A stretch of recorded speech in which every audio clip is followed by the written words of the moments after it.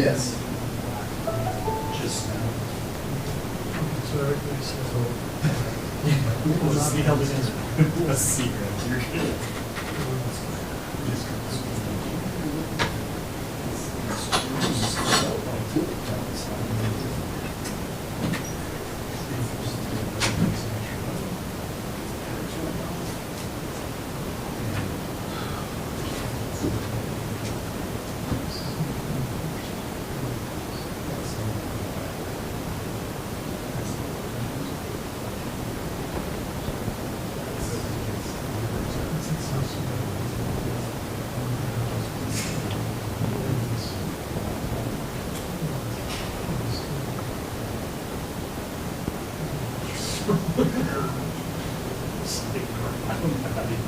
Well, I'm going to. at least you got it. That's true.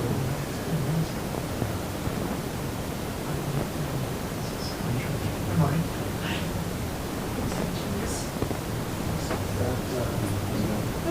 Art Chromebook? No. Our Apple? Huh? Is that our Apple? No. It's our Dell.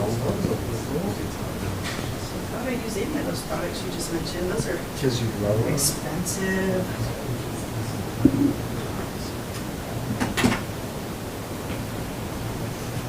Is your computer? I don't know, you're telling me.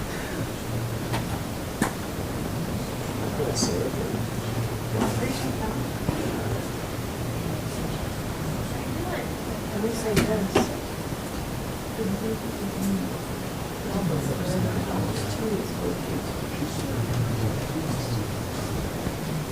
Just saying.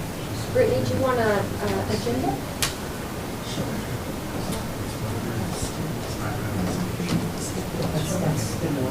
Yeah, once you're done, like, I mean, they'll probably say we're welcome to stay. but you don't have to.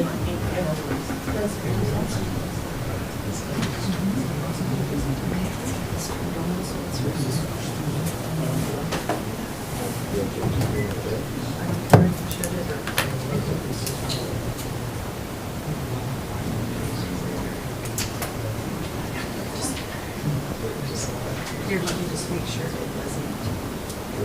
It probably doesn't.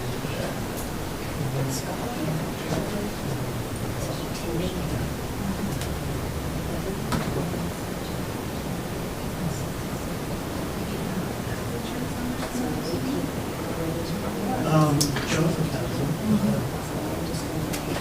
All I need. I'll just detail it.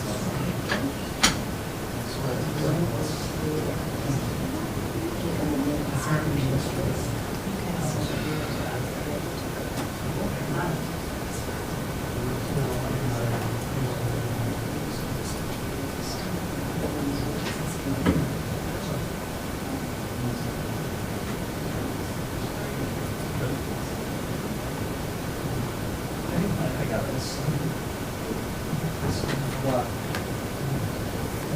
Oh, do I? Oh, thank you so much. I really appreciate that.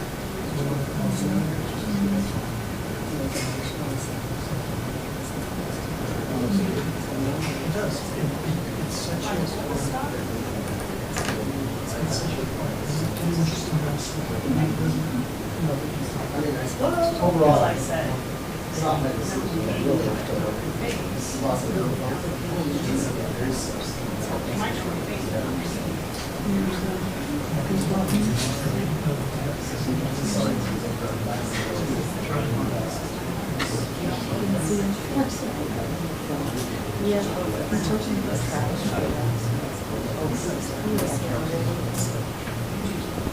more things to come. Can't say everything. Jared, what do you do mics for us? Yeah, I just turned those on just now. Okay, mics. Let's go ahead. So we have the system. Test 1 2 1 2 test test test. Is it not, is it, did I do it wrong? Test 1 2 1 2 test test test test test.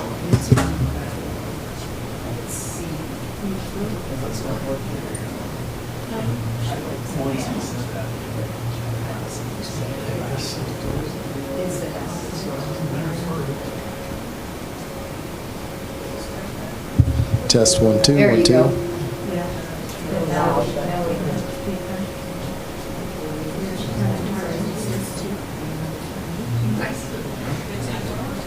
Say. Test 1 2 test test test.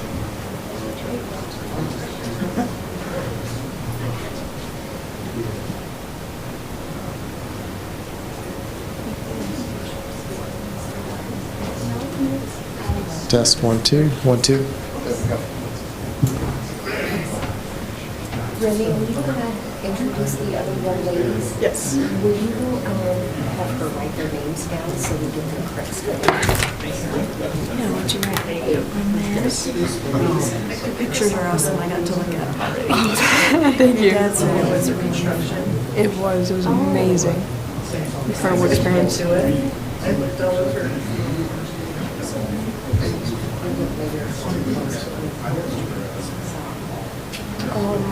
And then Next time. we might have another student show up.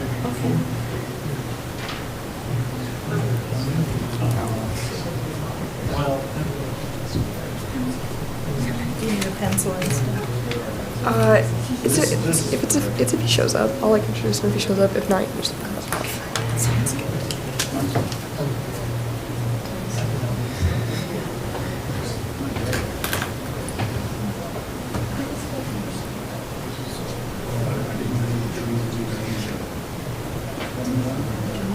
My brother.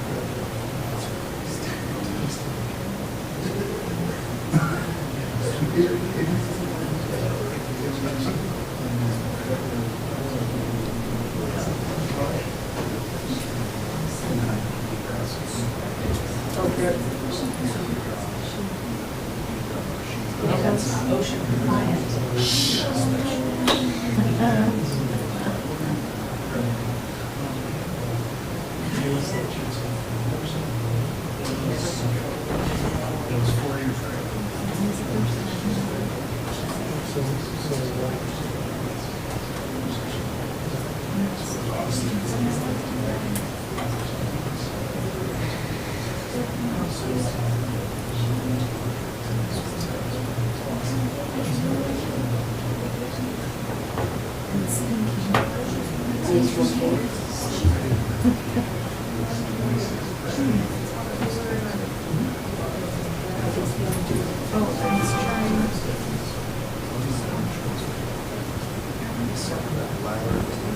There's a step ladder right at the back, Jaron on the left, the very back.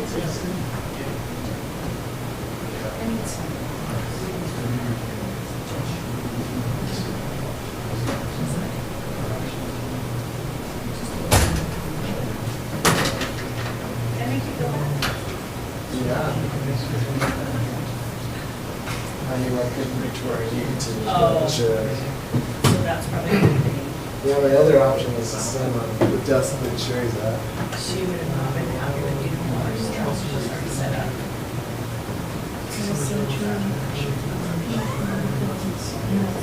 One threw a shoe, the guy said he was going to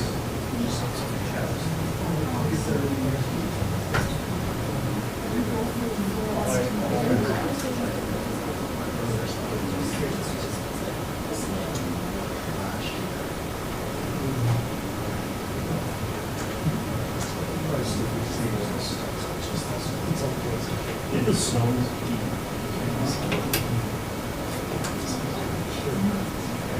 South Shore. It's one station.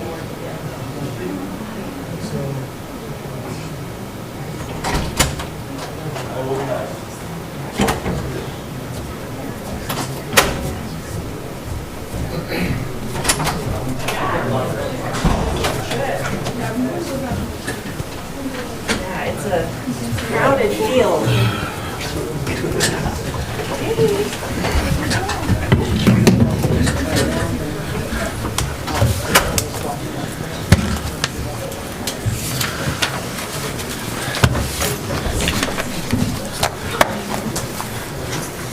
Nice.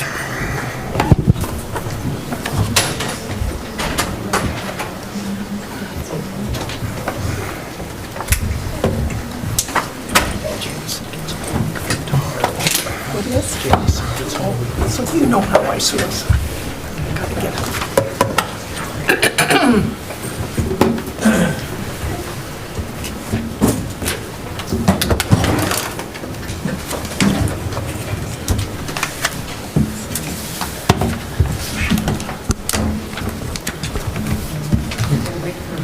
Yeah, I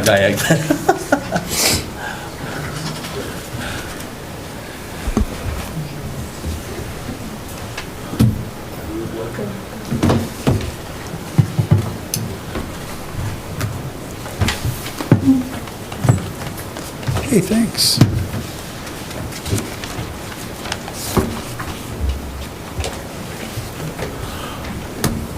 All right, I'd like to welcome everybody. It is 6:02, and I'd like to call to order the UNT County School District Number 1 Board of Trustees School Board meeting.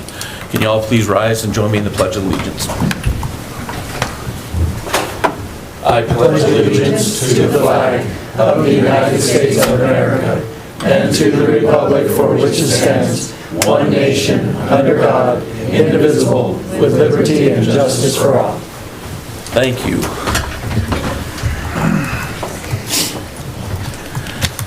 I need a motion to adopt tonight's agenda. Mr. Chairman, I move that we adopt tonight's agenda as presented. Second? I have a motion, I have a second. Any discussion? All in favor say aye. Aye. Any opposed? None. Ayes have it. Motion carries. I also need a motion to adopt tonight's consent agenda items. So moved? Second that motion. I'll second. Oh, wait, I have a second. I have a motion, I have a second. Oh, okay. Any discussions? All in favor say aye. Aye. Any opposed? Ayes have it. Motion carries. Consent agenda was adopted. Okay, we will now move on to our new superintendent, Dr. Ingles, for presentations. Chairman Peterson, members of the board, we appreciate this opportunity. The first presentation that we have this evening is Germany Foreign Exchange Program Update, and we have Remy Woodward, who is going to share with us some of her experience that she's had, and I'm sure that Brian will also share some of his experiences, and Marty, I'm sure, will help out as we go through this. But I know the main speaker that we have this evening is Remy, so thank you, and we appreciate you being here tonight.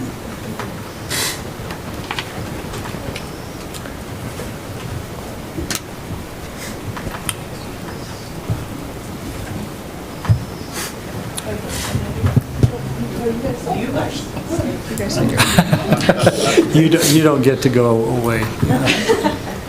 So I have, oh, does it work? I don't know.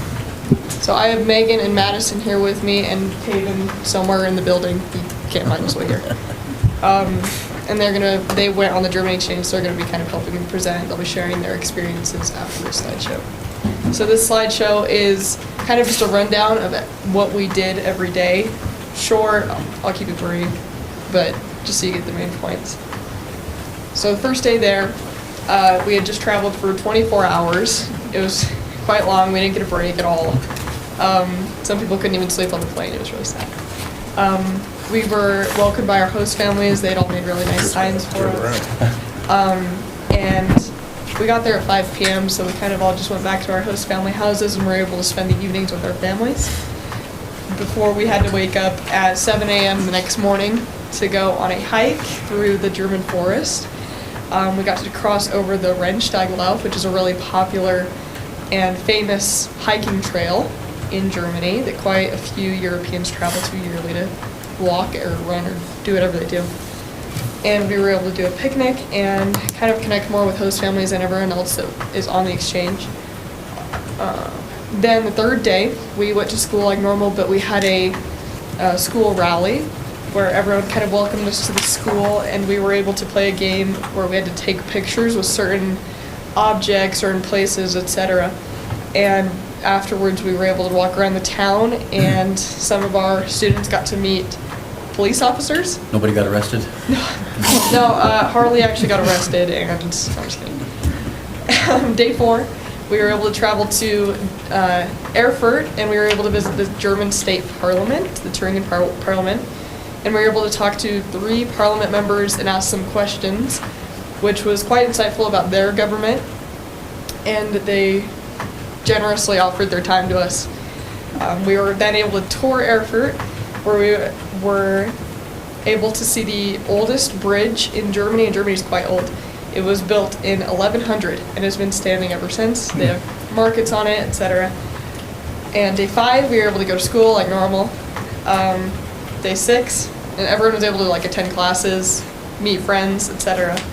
Day 6, we went to the Fairy Grottos. It's a cave, and it is the most colorful cave in the world. They made us dress up as little elves to go inside, and they had a whole like long play spiel. So you're dressing like an elf is a requirement to go in the cave? You had to dress like an elf to go in the cave.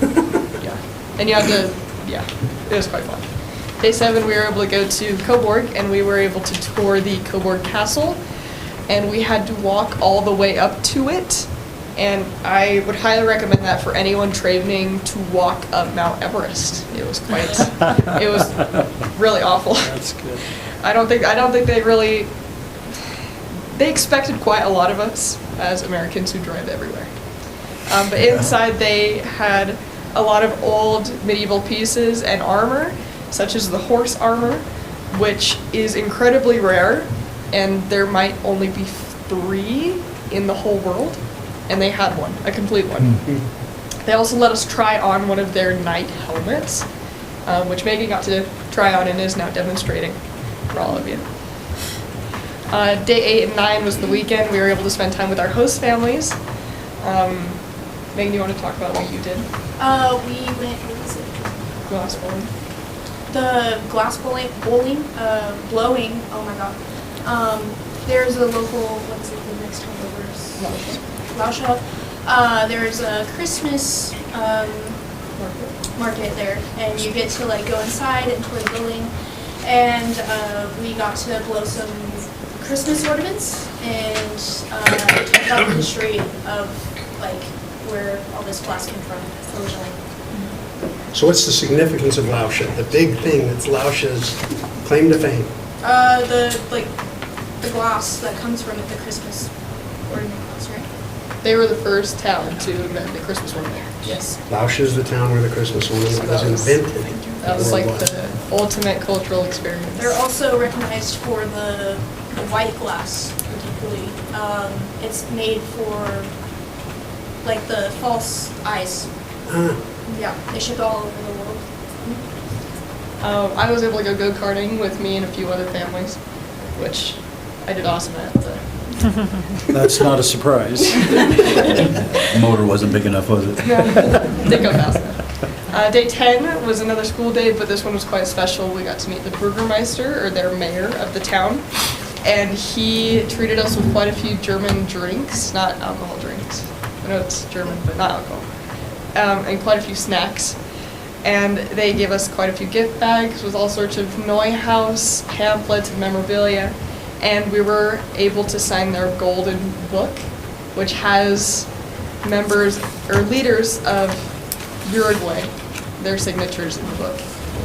And quite a few Olympic and marathon runners that were super famous a while ago. And he also let us tour through the wooden church, which is like Neuhaus's claim to fame, because it's all completely wood. Day 11, we were able to go to the Hohenfeld Adventure Park, which is kind of just like a climbing in the trees, zip lining, etc. Parks. Quite a few kids did mini golf because they were afraid of heights, and everyone else went and climbed in the trees, which is really, really fun for us. How many platforms? How many platforms?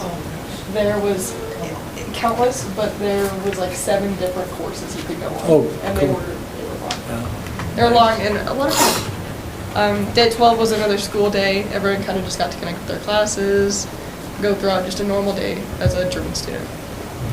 Day 13, we went to the Grafenthaler Border Museum, which was a museum about the Berlin Wall between East and West Germany. the fences that you see in the pictures are actually original fences from the wall. And all of the signs and uniforms, etc., you see in the pictures, they gathered after the wall was taken down. We were able to sit in desks in like a classroom they would have had in Eastern Germany, writing on slate tablets, looking at maps, etc., learning a lot about what it would have been like to live in East Germany, because that's where Greifenthal is located, where we were at, it's East Germany. So the town you were in is actually, would have been behind the wall Yes. during that period. You were in Eastern East side. Germany. Where we were at, it Communist was Germany. essentially right on the border. So there was a lot of markers about where the border was, where it went, etc. So it was really nice that we got to see that museum. Day 14, we got to tour the University of Jena, which is one of their biggest universities in Germany. It's incredibly popular. It's a huge choice for our engineering students and, you know, mathematical, scientific students. We got to walk around their library and kind of walk around most of the university campus, which was really nice. We also were served dinner at the Gola, which is like a super popular restaurant. And it's very German. My dad would tell you that when he came and visited me, it was the most German experience he had.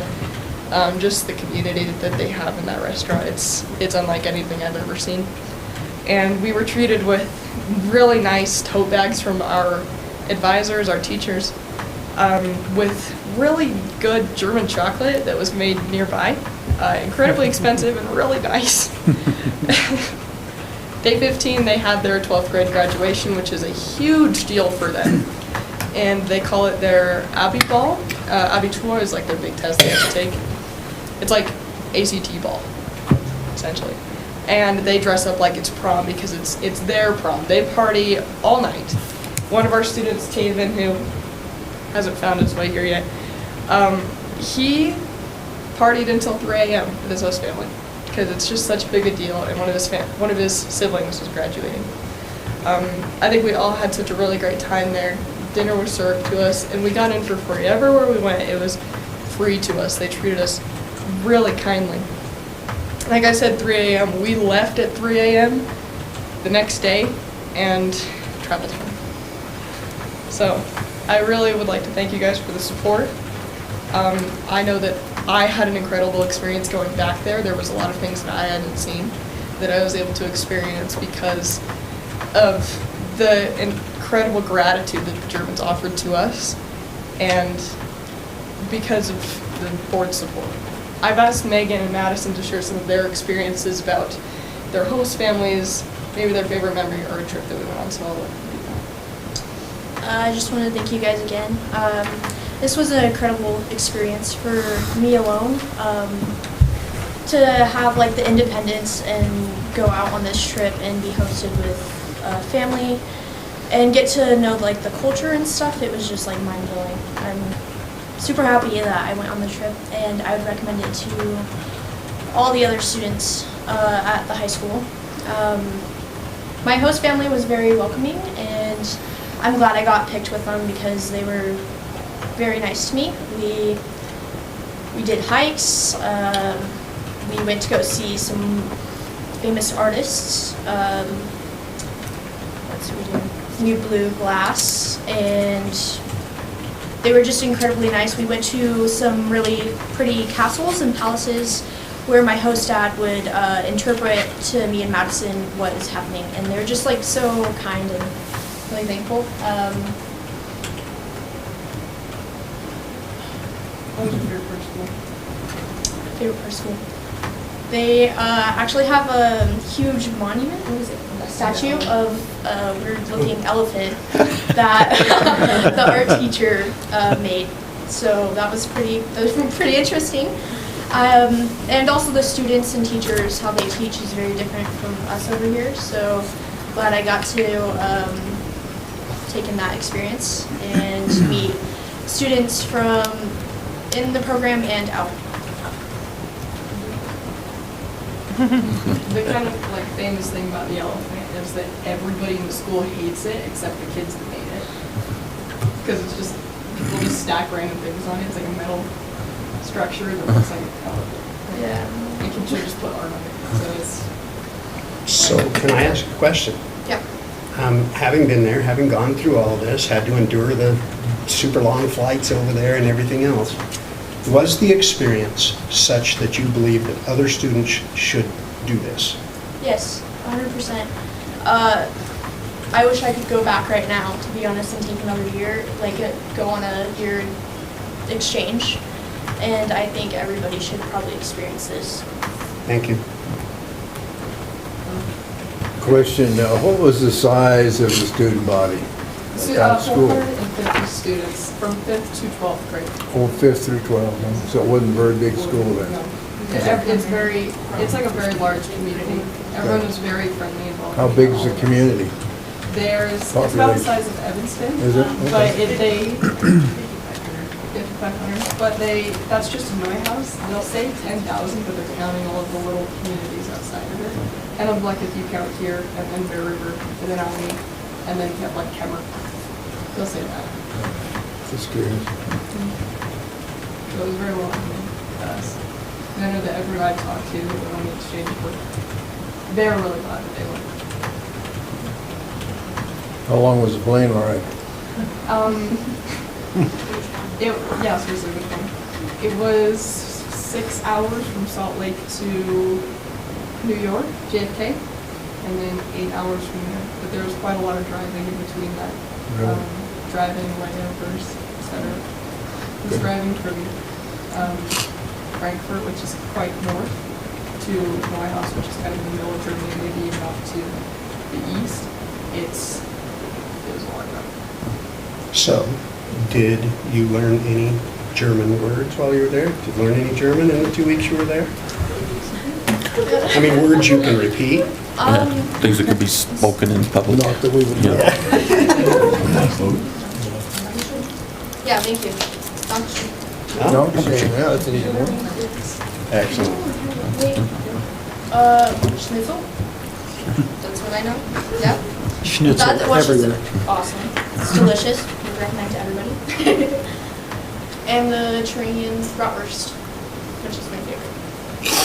Very good. Thank you. Any other questions? Good job. Thank you. Thank you so much. Yeah, Remy, Megan, Madison, we thank you so much for coming back and sharing that with us. What an exciting opportunity and a great adventure.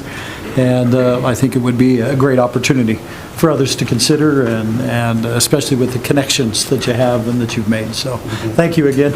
I remember Remy when she was in kindergarten.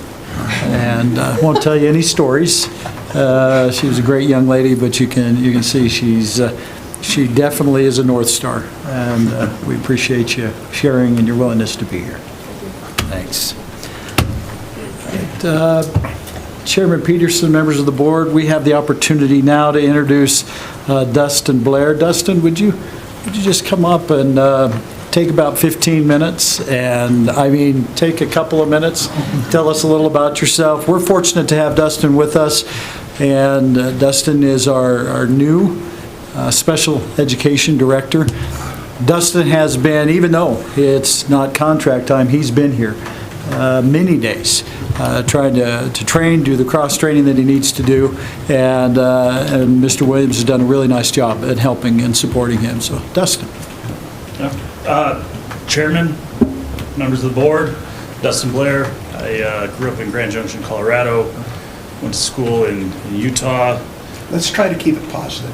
Well, that's why I didn't say the name of the school. Then I went to grad school at the University of Northern Colorado, Greeley. It smells there, so pretty bad. Got a family, 5 kids.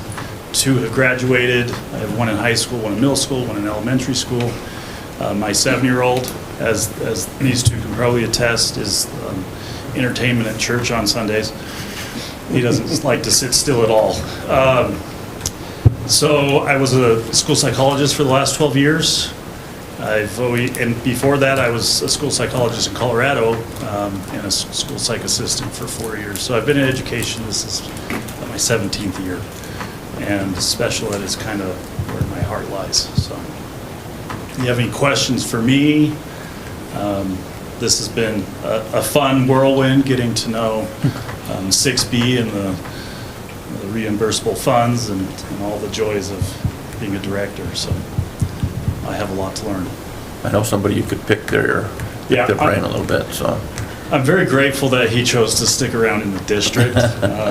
He'll probably get sick of my phone calls, but yes, thank you, Matt Williams. Well, I have exposure to Mr. Blair outside of the school, and my experience has been nothing but positive. I think we got the right man for the job. Thank you. So what activities did you do in high school? Oh.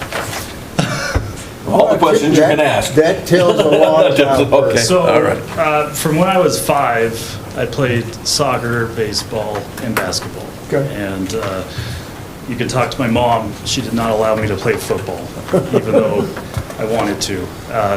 Come high school, I was a little burned out in track from a lot of the other sports, so I just started playing tennis and golf in high school. Okay. So I've done a fair amount of my sports. Just wanted to see what that interaction was, because Yeah. it's a lot about you, Yes. who you are. So my family loves sports, outdoors. Good. Any other questions? No. Glad to be here. Yeah, just looking forward to getting to hear from you more and more and get to know you a little bit better, so. Sounds good. Yeah. Thank you. Thank you. Thank you. Dustin, thank you. We're grateful to have you with us, and I don't think it's going to take you long to settle right in to what you're doing. So again, thanks for taking the time to introduce yourself to us. Next, we have the opportunity of a return and report from our National Special Olympics experience. We have Cooper Curry here with us and Ryan Berger. Cooper qualified and competed in several events. We'll give you a chance to kind of tell us a little about it, or let Mr. Berger share how you did in those. He does a really nice job of sharing and does so in such a story-like way. We also want to recognize Coach Berger. He was the national coach for track and field while he was there. And that's quite an honor of all of the coaches throughout this country that could have had that opportunity, and he wouldn't have said that himself. I told him he needed to tell us a little bit about that. He'll spend his time talking about Cooper, but I'd like him to share a little bit about his experience and how that came to be the opportunity for you to be considered the national coach for track and field. So, Brian and Cooper, please.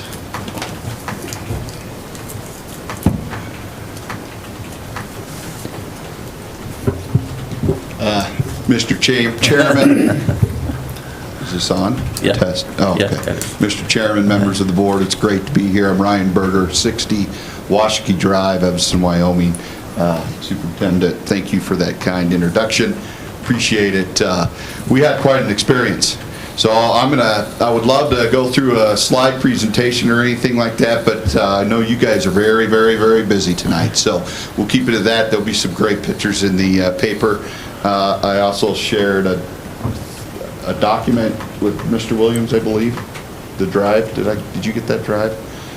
I'll share that with you, and there's many, many photos and things like that on that drive. But it was a great experience. So first off, thank you for the opportunity. Thank you for the opportunity to absolutely be here and working at Union County School District number 1, because I would have never got to meet a young man like, he's so wonderful, like Cooper Curry. It's interesting how things bring us together in life and where you end up. And this was the most amazing life event for me so far, other than my children being born. For my coaching experience, yes, number 1 right there. It started out with a flight out of Casper. The company that builds all those private jets you might see sometimes around the country that CEOs fly in for, U.S. Bank or Walmart or whatever, Fortune 5, Michael Jordan, all those. We got off on a fleet of them, and we took off. And we ended up in Minneapolis in a small private airport, and they greeted us, and the volunteers were there, and they were throwing an awesome greeting party to get us bused to where we were going to stay in the dorms on the campus of Minneapolis. Campus of Minnesota. It was amazing. What they told us, though, I thought it was just Wyoming. We had 30 athletes and a few with coaches and everything. I think just over 30 people that went to the USA Games. With that said, when I found out there were more teams that were flew in from that company, over 600 people, so they had to have several flights, but what they said, it was the largest air assault in peacetime in the United States. So more airplanes were over the United States in that airplane, or in the airspace over the United States. There was the most airplanes ever over peacetime in the United States, ever. And they broke a record, so that was pretty cool because of how many people were traveling to the USA games. It was awesome, and we were a part of that, and it was one of it was the greatest experience. They treated us like gold. And from that moment, when you stepped onto the plane to when we stepped off, it was the greatest. It was just awesome. Had the awesome opening ceremonies on Saturday. That was really busy. That was a big ordeal. And then Sunday, we were able to practice, that's where the best part for me. I love practice, and that's where I got to know my team and really focus on the venue and where we're going to go. So to give you a little bit about Cooper. So this is Cooper's story, not mine, but the rest of it is really cool. But anyways, obviously I told you before when I was first here, Cooper didn't have his greatest moment at state. He did in sharing the team title at state in Casper. We had a great time. He helped us every bit as much as what we could, but he didn't throw his best and didn't do his best. We worked really hard after the state games for 2 months to really put in the time, and he put in a lot of time with Coach Berger. We met almost every day during the week, and what Cooper was doing, he was not mentally focused. And when you lose that mental focus, you gotta really get after it. And one thing we worked on, the big thing, was me getting into his head and him thinking about the picture of all the people that were going to be there, watching him perform, because it was going to be nerve-wracking. It was going to be bigger than what it was at state. You think that's nerve-wracking? This was even going to be bigger, and it was. It was a big stage. It was a very big stage. Crowds of, I don't know, 7,000, 8,000 people. The stadium venue was full every day. I mean, it was huge.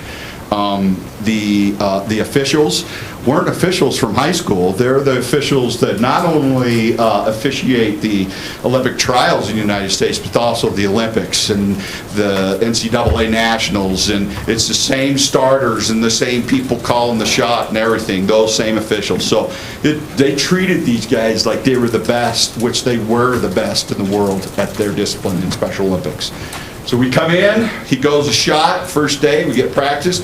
We go in, his story is pretty unique, so this is a story from my perspective. He goes in, we're both nervous. I'm nervous as heck, but he's doing great. He's practicing great, had a great practice Sunday, and we go in and we throw in the prelims. So they have a prelims, and then they qualify in a heat to have a finals. So he goes and qualifies, and he usually throws about 24, where his practice a lot, but has a potential to hit big throws. So he threw his 24s and almost hit a 25 and was right there and was staying calm and was excited, and we were excited, and got him into a good flight and got him in a position where he could medal if he threw his best in the finals. We get to the finals a couple days later, and this is like on Wednesday or Tuesday, maybe Tuesday. He gets to the finals, and here we go. You know, when you're a coach at these big events, you're not down on the track with them. You're off. You get them to their staging area. You release them. The volunteers get them to the area, and I'm trying to wave at him and find him way on the edges, you know, and it's all up to him now. And we talked about that mental focus and that preparedness and looking at the big stage. Well, he throws his first throw and got that 24 to open up. It was great. He was right there in the thick. They were all throwing about 24, and his second throw, boom, he pops it. One of the best throws I've ever seen him throw. I knew he could do it in practice, got his legs under him, finished high, ended up throwing over 27 feet. It was like 27, high 27-10 or something like that, and it put him in first place. We were sitting there, well, and then another kid gets up, and he gets excited, and he throws just a couple inches further than Dylan. Well, in the end, he's silver medalist at the USA Games. And I thought, we did it. We did everything that we wanted to do. Nope. He went further. He became a new person. He got focused. He got excited about competing. It became more than just sport. It became someone who grew, who his coach got to watch grow, because that's the only reason why you coach, is because you teach because you just want people to improve. You don't, doesn't matter what their level is. And he had the 100. Look at him, he's a 100 runner and a 200. He qualifies in the heat so that he can compete in the finals in the heat, and he wins the 100. And it was a neck and neck race. It was one of the best races I think that was out there. It was on ESPN, by the way. It was a pretty awesome race.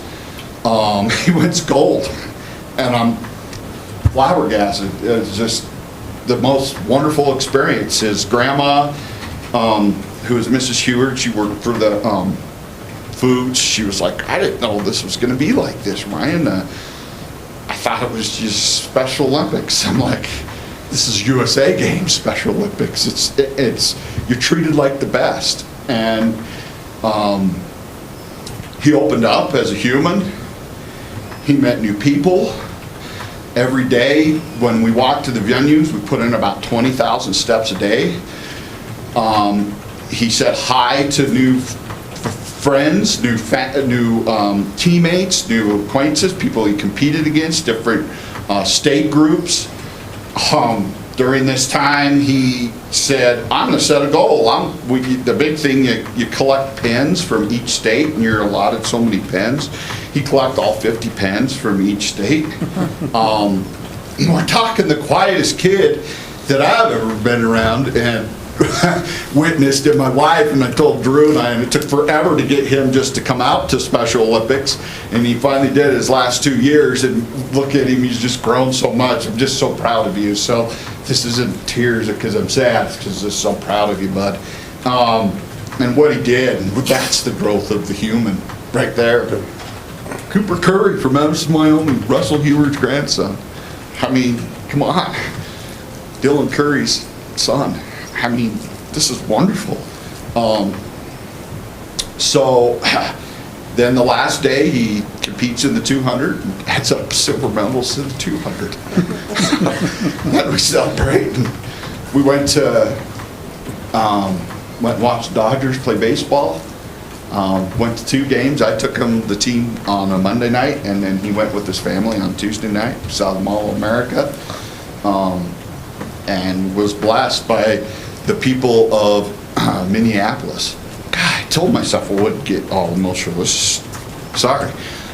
So anyways, that's why it's the greatest moment. That's why it's so awesome to be a coach. That's why I love being a teacher. It's why I love living in Evanston. It's because of things like this. And that's what I did. And that's what we did. So I'm so proud of this young man and his accomplishments and what he did. Because if we wouldn't have had this opportunity, if we wouldn't have Special Olympics, we wouldn't have great teachers, we wouldn't have awesome people in this community, we wouldn't get experiences like this. But we got it. And here it is. Mom? Is that good? Okay. It's Cooper's turn. I've got some pens, Mr. Chairman, that are the Wyoming pens. I like these pens. As a legislator, I love wearing them when people give them to me because I represent their pen sometimes. Sometimes I wouldn't. Some of the pens, you wear it. But I don't know. If you don't want it, you don't have to take it. I only have a few left, but if I can approach your bench, if anybody wants one, do you want me to give them to you, and then you can give me the 9? You can give them to me, and I can just highest bidder at that point. Yeah. Just a little, this is the kind of the style they do. If you think Wyoming, everybody asks, okay, the design, the colors, well, obviously brown and gold is university, so you get on, you can't do brown and gold, but these colors that they do, this is Special Olympics colors, and this is what they really go by. This, the blue is the light blue sky, the mountains, they do the dark blue, and then red. So, pretty neat pen. You want? Yeah, you want one? yeah. Absolutely. Would you like one? You don't have to take it. Thank you, sir. Thank you. I want you to have one. Thank you. Yep, pretty cool. And then will you, these two? Yes, I will. I'll make sure they get them. I got a few others.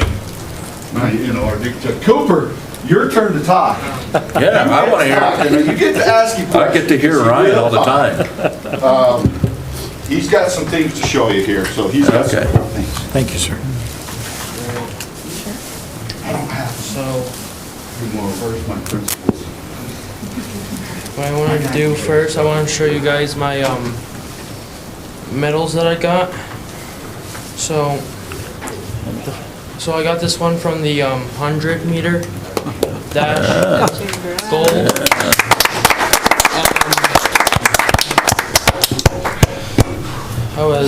I was ahead by like, Photo finish, huh? yeah, it was close. Yeah. Put it on him. Can I pass it around? Well, you These can are pass the it real around. deal. These are, pass it around, touch that. Then the second places, one was for the 200 and one was for the shot put. What was your favorite one? What was your favorite medal to earn? A gold. That was pretty fun. Then Oh, you brought it. while we were like waiting for, while we were watching other people participate, and like with our downtime, I collected all 51 pins with DC.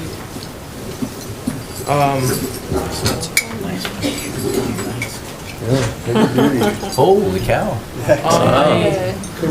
This takes bravery, because you have to go and trade, so you have to go up to other teams and ask if they would like to trade a pen. Some teams don't bring as many pens. So if you think about it, actually there's three. Georgia forgot theirs, but they got theirs at the very end. He was able to go find them and get theirs. Hawaii is a very difficult one, and so is Nevada.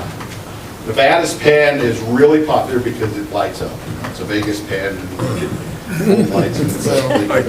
Yeah, I forgot that pin at home. It's a magnet. That's a pretty special magnet, one. so I left it on my fridge.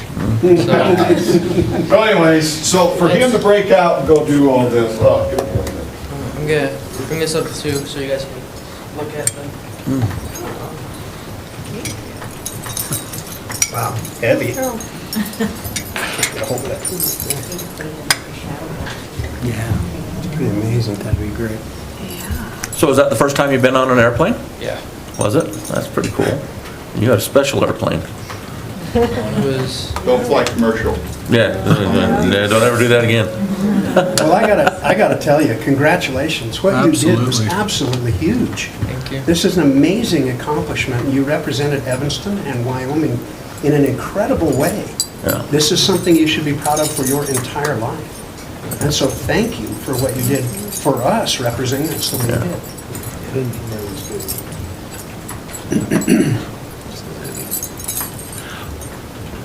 So I got a question for you, Ryan. Okay. The national coach, so was that this year coming forward, or was it for this Olympics this year? The national, because they said you were the national coach. I have no idea on that one. Was that brought So is up? that the year coming It up? was brought up, yeah. Really? Where at? Right in here. Yeah. It was the last presentation. Oh my God, I didn't know that. You didn't know that? Oh, I'm sorry for ruining that for you.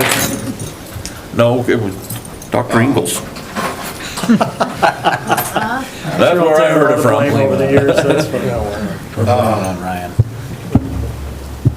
Yeah, I don't do this for me. No, I know. This is, I gave my total passion. I give everything, every kid I've ever coached. I coached this thing. Coached some of the highest athletes in Evanston ever. And performance-wise. But person-wise, they're the same. And you just grow them.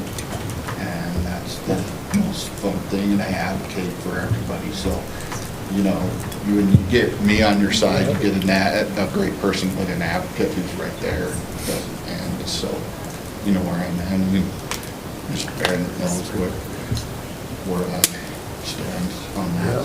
So, anyways, but that's an honor.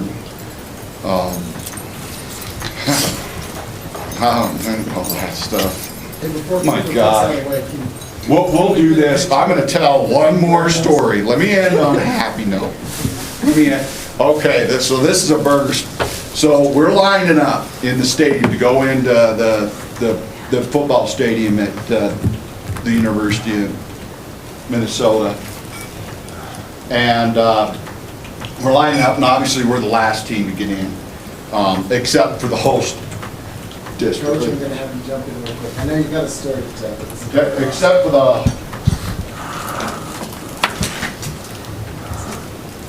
and you know, a kid from Wyoming putting all this stuff in a Walmart bag. How awesome. Show up, the gear we show up in is all Wrangler stuff. We got Wrangler bags and stuff like that, but used to be sponsored by Nike, but the old CEO resigned and Nike went elsewhere, but that's fine. We got Wrangler and Walmart to donate stuff. Oh, it's wonderful. Those are the best bags. So, oh, just give me one. What a kid. So anyways, we're walking in and we're getting into the stadium right before the opening ceremonies. It's hot and everything. And all of a sudden this guy walks through and he's a really big man, like Coach Rigby, but he was a black man that was just really big. And I'm like, whoa! He's going right in the stadium. And I'm saying, whoa, was that Shaq O'Neal? Was that Shaquille? And I looked at some other coaches and they're like, no, you know, there's some ladies behind him. And then there's this lady in this white fluffy thing, and she goes, oh, how are you? And I'm like, good. And she's like this, how are you? Yeah, well, we can't wait to see you there. And I'm like, okay, but who was that guy?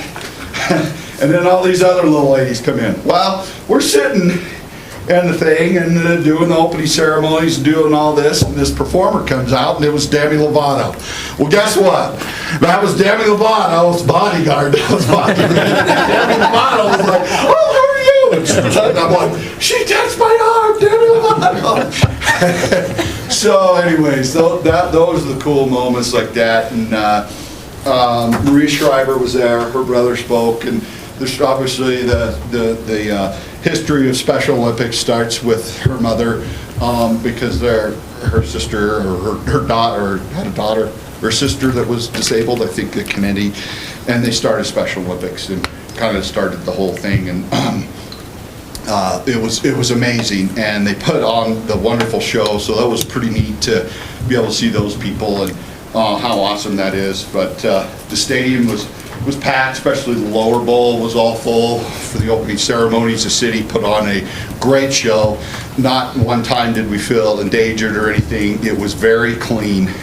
It was set up very nice. That place they went all out for us, and they made sure, you know, it was safe. It was amazing. It was awesome to get around, and we just loved it. So kudos to Minneapolis, and kudos to, again, my lifelong friend here, Cooper Curry. So anyways, that's the presentation. You guys got the budget. Any more questions? I just had a question. I mentioned the state bird before you left. Do you remember what the state bird was that I mentioned? And did you see a bunch of them? The mosquito? Yes. Was there a lot? Before you're done, No? can you step up here? I'd like to shake your hand. Yes. Thank you. All right. Shake all their hands. You better shake all their hands. That's good. Congratulations. Yes, the mosquito was out for us, and that was, yeah, and so was the humidity. It just was getting started there, and but it was a pretty awesome experience. That's a good question. But that state bird. Good job, Mom. Okay.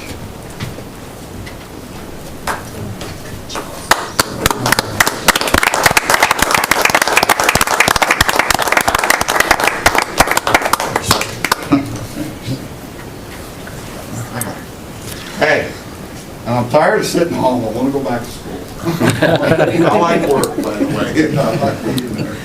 So, Well, we're grateful for I know the... there's a special ed director that puts time in without getting paid for, so there's no reason you don't have to go back to school. I'm there. I want to get paid for this job, but there's a lot of volunteering, a lot of fun. But yeah, you're right.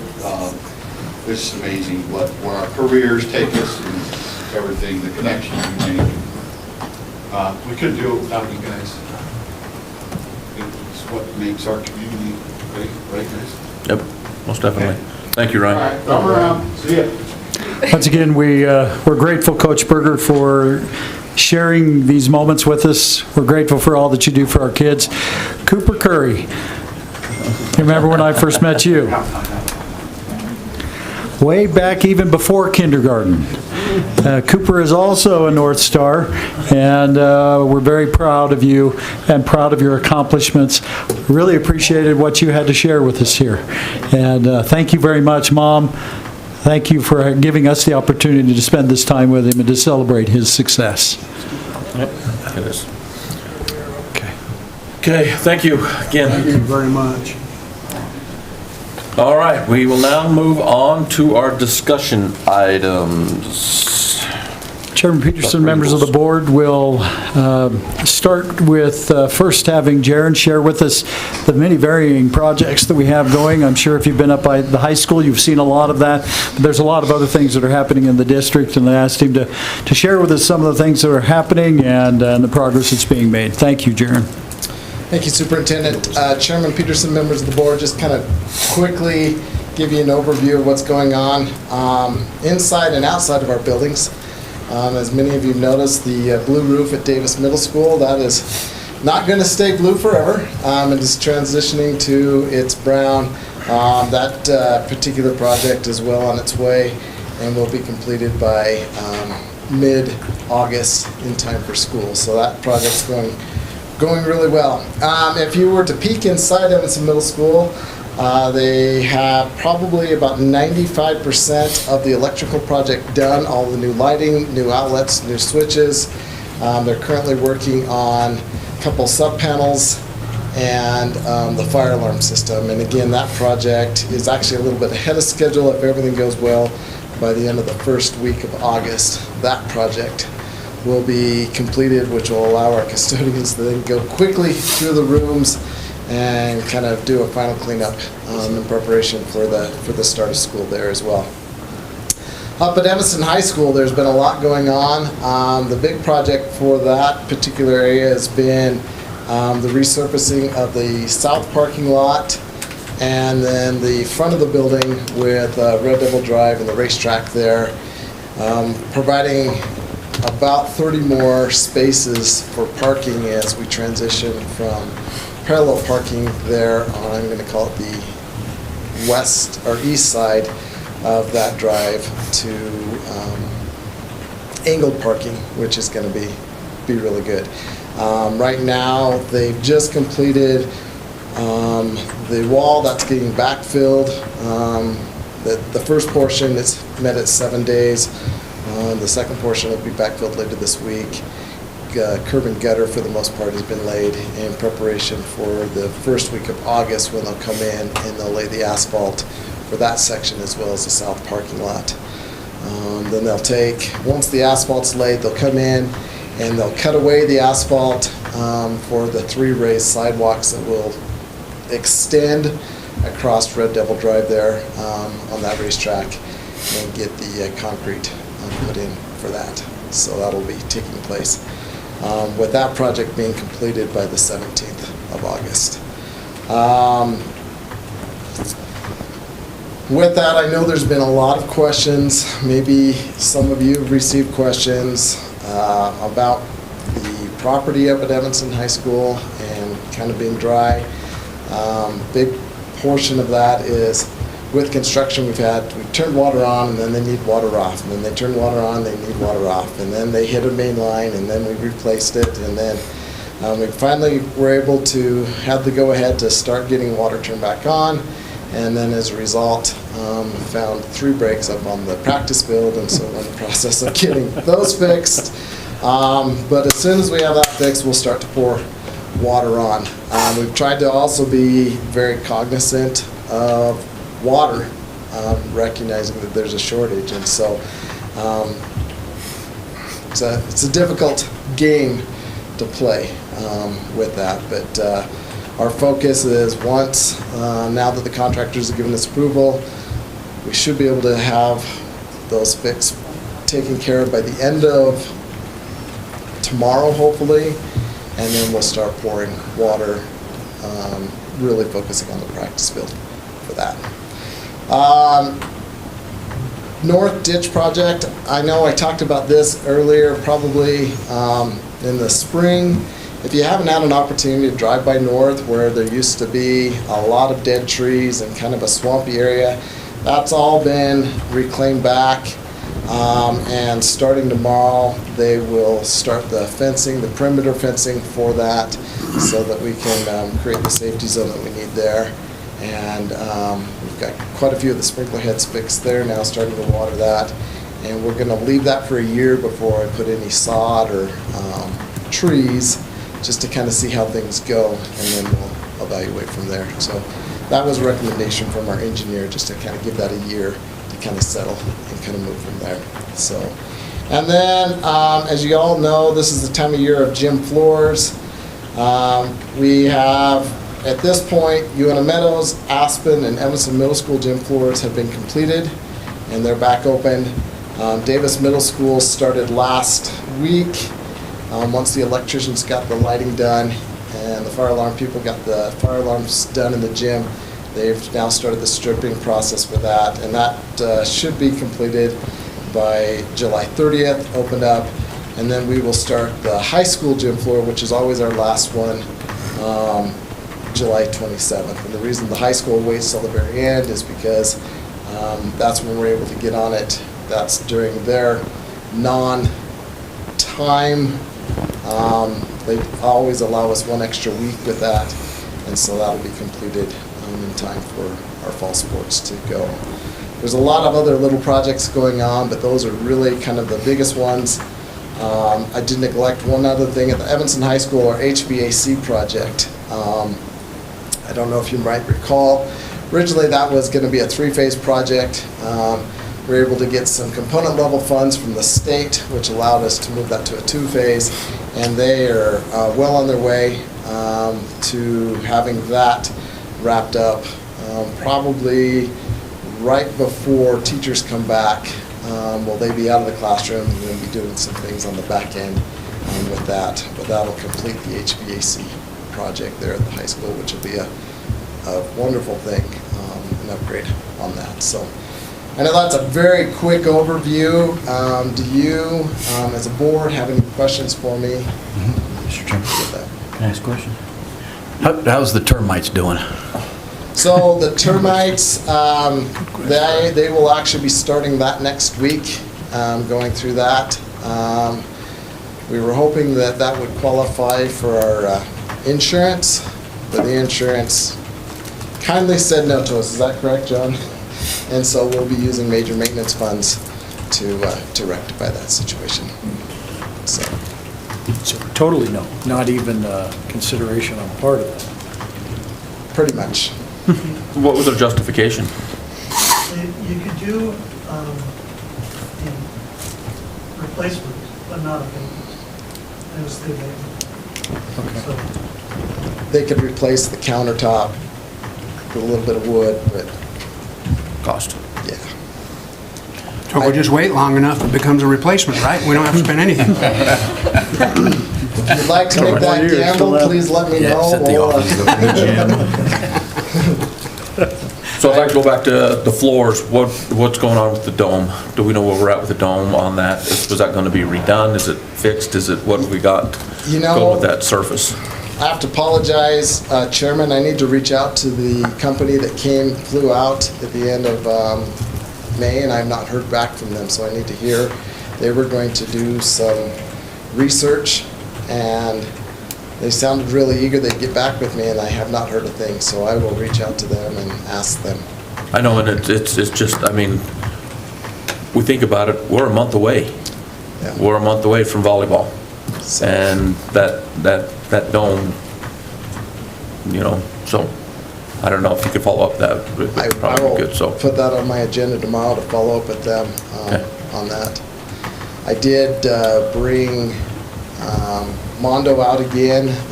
They flew out their rep, and they said everything was laid correctly, everything looks fine. I don't know, so. When we brought out the third-party company, they're like, this was laid correctly, everything. Okay. They weren't sure. No, we just need to maybe try to figure out what's going on, one way or the other, because it's a shame that we won't be able to use that for what it was designed for. So we need to figure something out. Okay. Thanks. Any other questions? Thank you. All right, appreciate it. I'll go ahead and stay up here.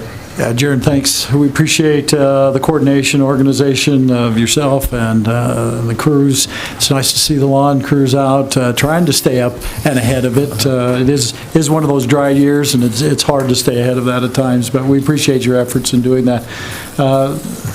Chairman Peterson, members of the board, the next piece has to do with an open bid for UNT County School District Number 1 phone services.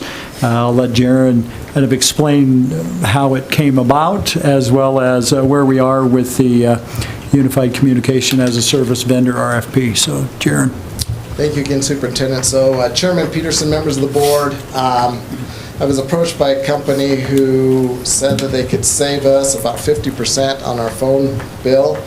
And so it kind of piqued my interest. I said, you kind of put together some numbers, show me what it is. They showed that to me. It indeed does show a savings.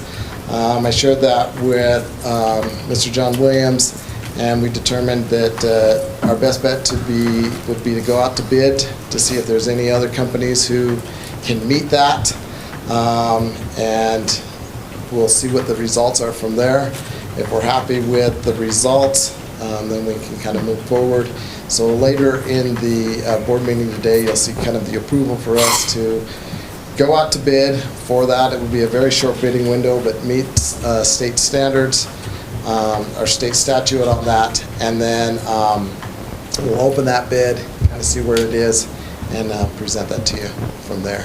But a potential of a 50% cost savings on that particular utility, which is always a good thing for us. So So what kind of a dollar value is that?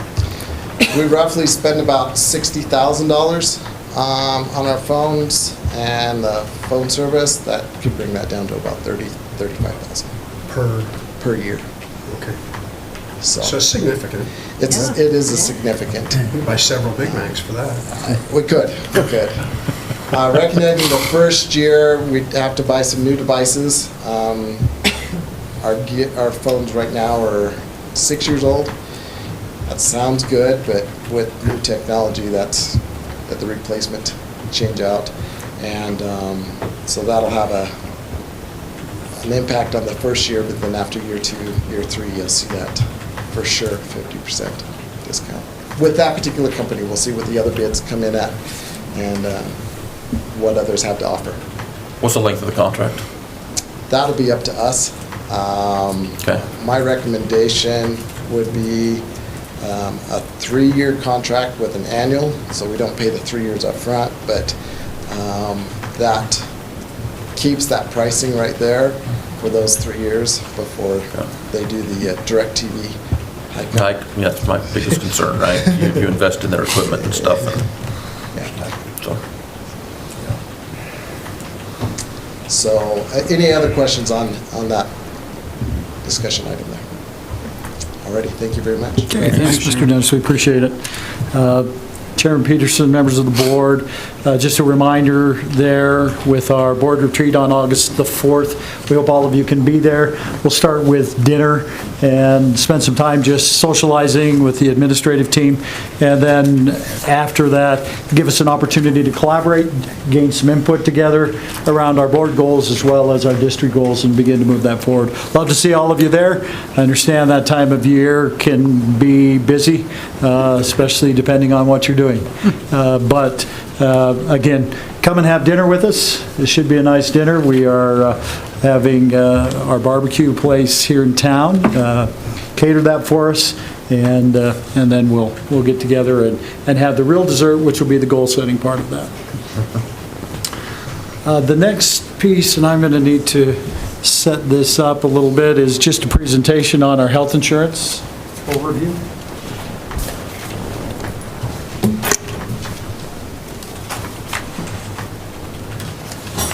Apologize for this TV, just before the board meeting, it started fritzing out, so that's what you're not getting at.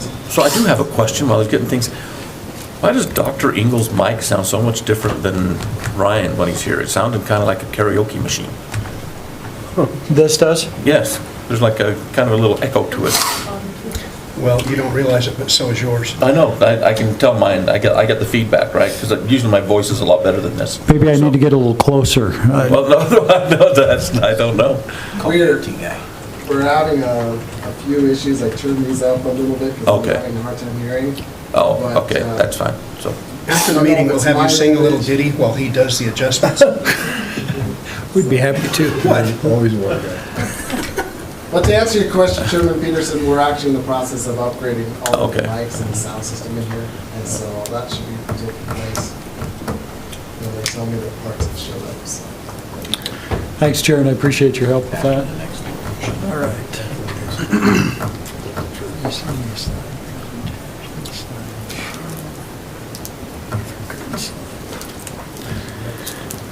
As you can see, this is just an overview and where we are with our healthcare plan and change as well as implementation. It's been quite a process. I've learned a lot about healthcare. Thought I knew a little bit, and I now know a little bit more. But it's been a really good opportunity for our district, and I think we'll be really pleased. I think our employees will be pleased with the options that they have that they may not have had before. If you just look quickly at an overview and a timeline, the insurance committee started meeting in the fall. Through that process, we decided on a consultant as well as Dan Hoffman helping us through this process. It's just not something that you can do alone. You need the experts, you need the consultants to come in and help and guide through that process. We started to increase our understanding of the current plan with Aetna, and then began to ask about options and what options happen to be out there. And the decision was made then to go to bid and to include varying comprehensive copay plans as well as partially funded plans, and some that include copay options as well as what they call a high deductible health plan with a HSA, which is a health savings account. The bids were submitted and reviewed in May. The decision was made, and the recommendation then came to move from Aetna, who is our current provider, up through August 31st, and move to what's called EVHC, and we'll talk a little about what that is. It's called EVHC on the Cigna network, and the committee unanimously agreed. It's not often that you get unanimous agreement from anyone, but it was a unanimous decision. The recommendation then was brought forward in June, and the board made the decision to move ahead with that. As you can see here, here's the health and just some information. EVHC on the Cigna network, it's the type of organization it's a third-party administrator. You're going to hear those acronyms, TPAs. There's so many of them in education, and healthcare probably has more, as well as the employee benefit administrator. So that's what they are. Their primary focus is the partially self-funded and self-funded employer health plans. Services include the following. They have health plan administration, claims administration, provide network access, really look at stop-loss coordination, wellness programs, and then cost containment and risk management. So it's really looking at that from all angles and giving us, advising us, as well as helping us and supporting us as we go through this process. VHC is not the insurance carrier. They're assuming the medical risk as you think about that. Uinta County School District number 1 sponsors the partially self-funded plan. The EVHC is administering the benefits with a separate stop-loss insurance carrier, and that's on any single, let's say you have a single claim that goes over $250,000, then that is that stop-loss insurance carrier that kicks in beyond that, and that's built into the plan as we begin to move forward. If you have questions as I go through this, I can go through it pretty quickly, but if you have questions, please let me know. We are fortunate to have Gibson Insurance Brokerage working with us. As you can see here, they're an independent employee benefit consulting and insurance brokerage. What they do is they help employers design, negotiate, and manage health insurance. They're going to help us through this process. They're going to continue to support us along the way, and that's part of the agreement that we have with them. They provide strategic benefits, consulting, they have plan administration, they have compliance support, as well as cost containment solutions. So they're meeting with us on a regular basis, as well as EVHC, to try to make sure that we're doing the best that we can for our employees and the best that we can as we continue to move down the road. What we don't want to do is go have a year and then say, we need to do something else. Well, I think we just need to continue to move forward and to trust the plan and to trust the process as we move ahead. Dan Hoffman has been invaluable. As you know, Dan's a local agent here. He's been our agent for our district for a number of years. He serves families, businesses, public employees, more than 40 years. He does a lot of work not only in healthcare, but Medicare supplements, dental, vision, life insurance, long-term care.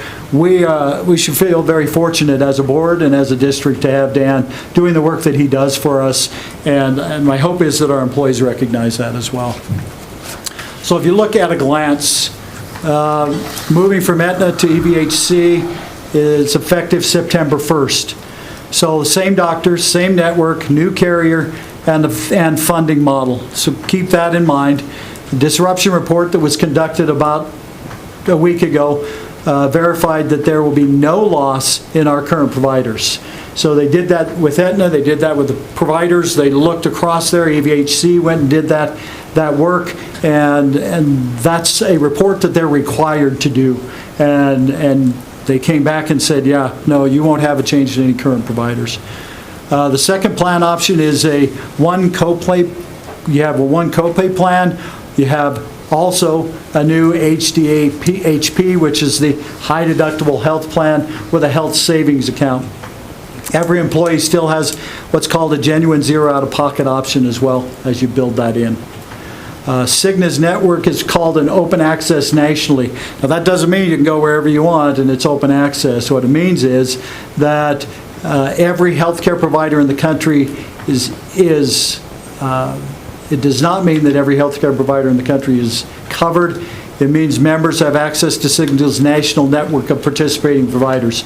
And so if you're taking a trip somewhere, you could contact them and ask them who those providers happen to be as you're moving ahead. So again, it's within their national network. And the old 100% plan for approximately 25 duly employed households isn't continuing as its own design. The risk then of that shifts to the district under the self-funding plan. And we'll talk more about that, especially with our employees, and answer any of those questions, especially those 25 that may affect as we begin to move forward. They can choose options, they can choose to do that and have both of them paying premiums every month, or they can choose to go to the HDHP and with the health savings plan and continue to move ahead that way. So there's some options that are available for them, and we'll talk them through that as we go through the next month and into August 20th.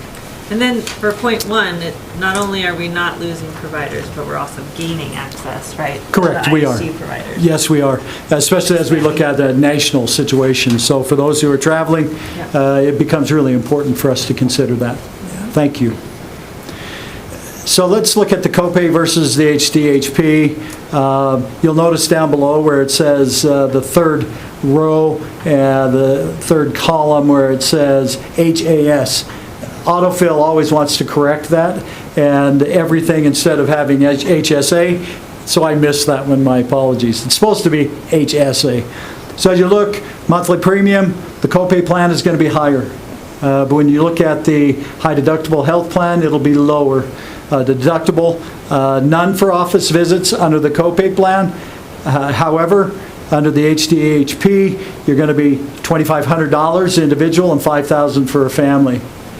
How do you pay for your care? It's a flat copay per visit with it's like we currently have on the one side. On the other side, you would take from your HSA. The district is providing seed money, $1,000 for every employee and $2,000 a year for this year and potentially moving forward for every family. So that doesn't just mean family, that means employee spouse, that means employee child as well. Unused funds, the copay, if you look at FSA, if you don't use those funds at the end of the year, you know what happens to them? You lose those funds. And that's not because of the district, that's really federal law as you work through that. When you look at the HDHP, the rollover, the employee keeps it forever. It's theirs. That account is theirs to continue to add to, continue to pull out to pay for health costs. So that's a change. Best fit, when you look at it, the copay plan, those who need frequent care, they would probably be better off in a copay plan, as well as predictable cost. When you look at the high deductible health plan, lower premium and long-term savings. So again, the employers are going to have an opportunity to make a choice depending on what they feel their needs are as they begin to move forward. Questions on any of that? Okay. So as you look at it, we're going to continue to coordinate with Hoffman and Gibson, our agent and broker, and we'll contract with them and gain enrollment information. Specific and detailed information will be shared on August 20th. We'll have an hour set aside where Gibson will be here as well as Hoffman Insurance. They'll be out front as well answering questions and trying to make sure to give everybody an opportunity to understand that. The presentation will be given to all staff and the opportunity to begin their enrollment will start at the 20th. Agent and broker will be available all day to answer questions to enroll, so they're going to stay even after the presentation and answer questions for people throughout the afternoon. They're going to also set up virtual office hours that will be scheduled for employees. If you're like me, I don't like to make many decisions without involving my spouse. And they're going to set those up, and spouses and employees can come on, join the virtual meeting, and gain further information and try to understand what would be best for their particular situation. Dan, as well, and his office will be happy to help with those decisions with people as they move forward. Each employee will have an account set up that's called Employee Navigator. It's a digital tool, and an email will be sent out. It's going to be an easy-to-follow registration and instruction process. They'll be there on the 20th as well if people somehow run into difficulty trying to get signed up for that, and they'll help them with that as well.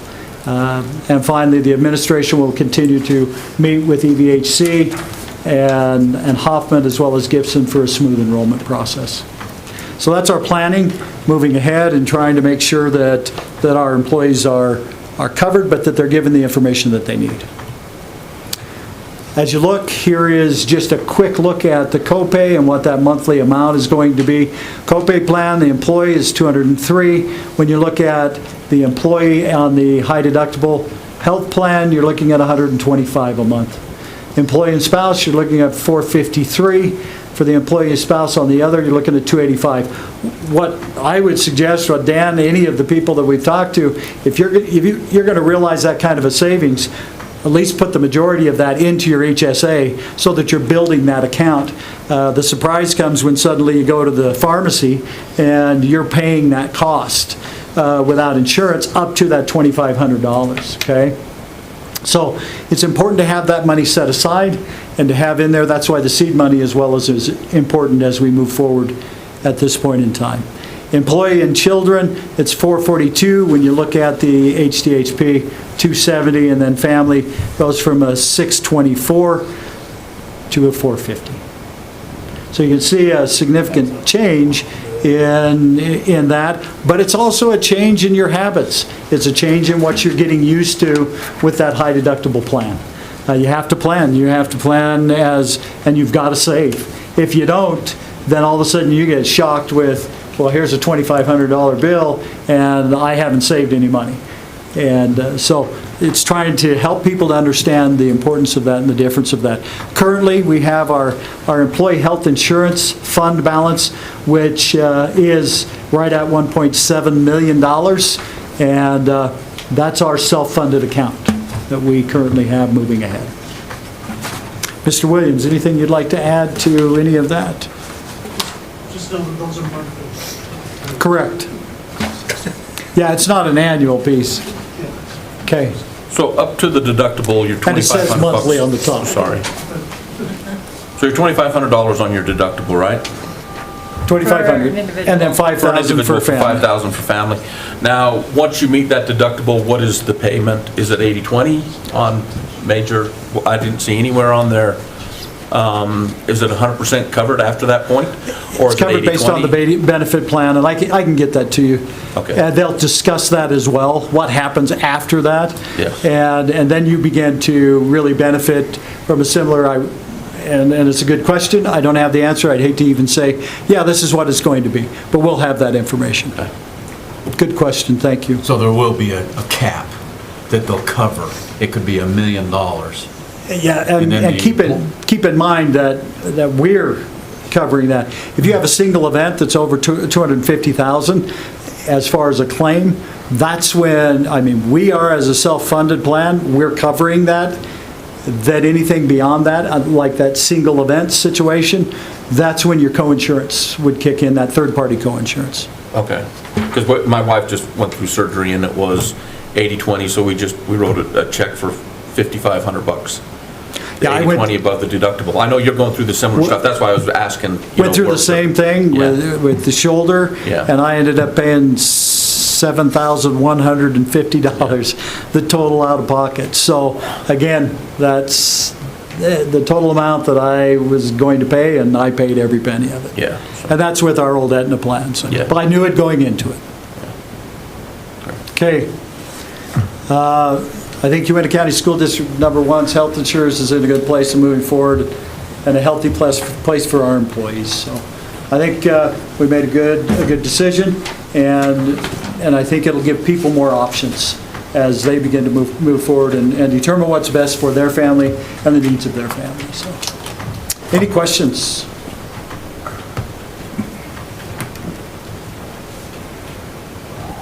Okay. Thank I you. don't think so. I think that concludes our discussion items. We will now move on to public comments, if anybody has any comments they'd like to share. Nobody? Nobody. Okay, we will now move on to our action items. I need a motion to approve the resignations and contracts that were discussed in the executive session. I move that we approve the resignations and contracts discussed in executive session. Do we approve the leave of absence as a bulk with that? Yes, and thank you for bringing that up, and the leave of absence that was discussed. So moved. Okay. Second. Got a motion and a second. Any discussion? None? All in favor say aye. Aye. Any opposed? Ayes have it, motion carries. I need a motion to approve the UCAAS vendor RFP summary for the district phone service. So moved. I have a motion. Brian? Brian? Second. And I have a second. Any discussion? None? All in favor say aye. Aye. Any opposed? Motion has it. Motion carries.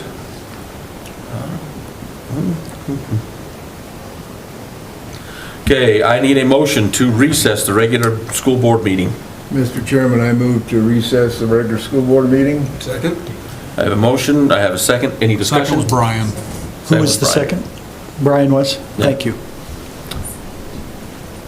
Any discussion? All in favor say aye. Aye. Any opposed? Ayes have it, motion carries. I now need a motion to open up the budget hearing. Motion to open up the budget hearing. Brian? Second that motion? I have a motion, I have a second. Any discussion? All in favor say aye. Aye. Any opposed? Ayes have it, motion carries. We are now in the budget hearing. Mr. Chairman, members of the board, it's a pleasure to be here this evening. I'm realizing this is my 21st year doing this. Time has flown. Sometimes, however, it seems like it has stood still. So we've got, looks like that one's not working. I will, when we get to the budget portion, I'm going to turn my computer around so you can at least see something as opposed to craning your heads on this. We have, the way that we've kind of managed the budgets throughout the years, rather than coming every month or every 2 months or whatever with budget revisions, we come and do it at the end of the year.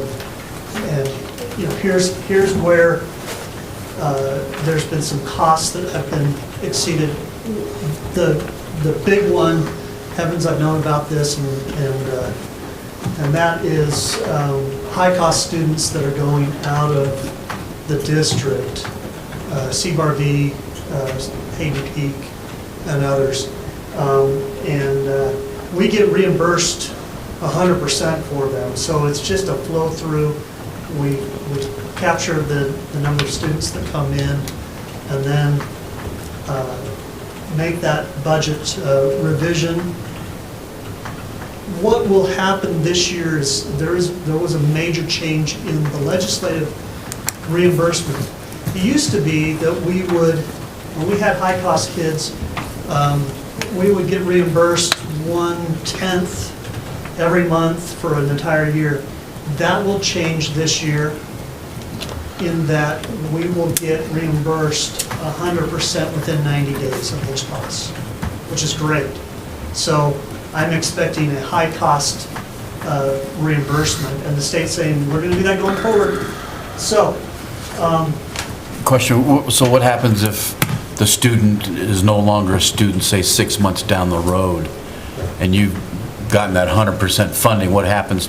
Do you have to reimburse? It's a reimbursement basis. Okay. So that student was our student.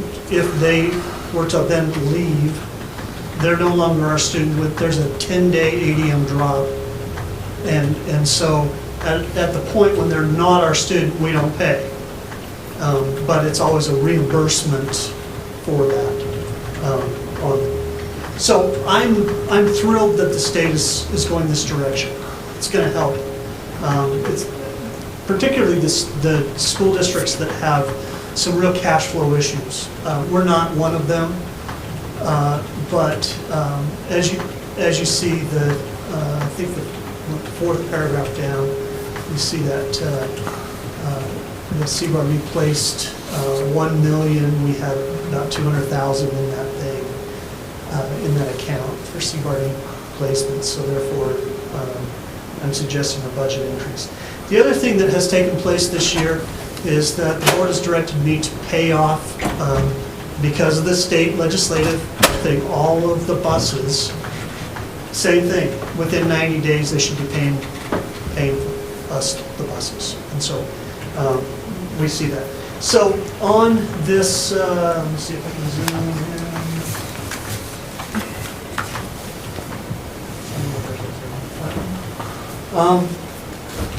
Basically, this column right here, and I just rounded it for even numbers, you can see the difference kind of between the original to final and the final to actual. Now, these actual numbers right here are where we stand right now today. We will be having the audit starting August 17th with Decoria and Company.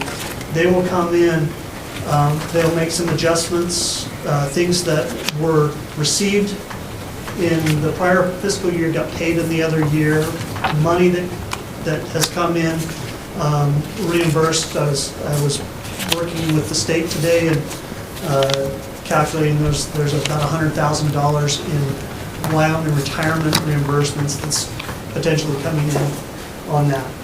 And so those are kind of the two big areas that I see that we're going to adjust. The second thing is on the special revenue side, we're not aware sometimes, well, oftentimes, how much is coming in for various special revenue until we get the final numbers and things on the different either consolidated or IDEA grants. We received a capital construction grant for $25,000 and things, and so that information a year ago at this time was not available, and it becomes available in October, and so that is just a gross up of various accounts and where they stand on that. There's no change to capital construction. Same thing with major maintenance. Food service funds, there was a slight increase due to increased food costs. It's not much, but I felt like to get everything under in this year, they went from a budget of 1.9 to 2.1, and it's mostly due to, like I said, food costs that are coming. So my request is, as the memo states, that the board approve the budget adjustments as stated. The second piece, and let me kind of explain, it's been nice to have a new superintendent come in, because one of the things that we've been doing is having discussions about how things work. And it's a mutual thing. I mean, it's not just how things are working from my side, but but one of the things that we have is the idea of taxes, and so the taxes are generated through what are called a levy of 25 mils, which is like 1/1000th of a assessed value amount. And what we're doing here is we are sending this approval from the board, which represents the community, to say, hey, we are. It's by statute that the board needs to consider this. Are going to levy taxes on assessed valuation, and it's only 25 mil that funds the district that the board has responsibility for. So you see that required local effort. That required means that by law that the board needs to approve. There's also a BOCES half-mil levy. I believe that this is going to be up for a vote. It is. Yes, it is. In November. Yep. So this is the last one before that vote. There's also a half-mil levy, or 1.1 mil levy for the recreation, which the board has in the past said we will send this to the rec center. So there's a total of 8.5 mils. Now, the county will be meeting together, and they have a 6 mil levy that they do, and that money comes to the district. But it gets split up proportionately with the number of kids in the county and things. So that's why you sometimes hear 6 mil and 25 mil, and well, why isn't 6 mil represented here? Because the county will do that. Okay? And I will ask for that approval as well. So let's go to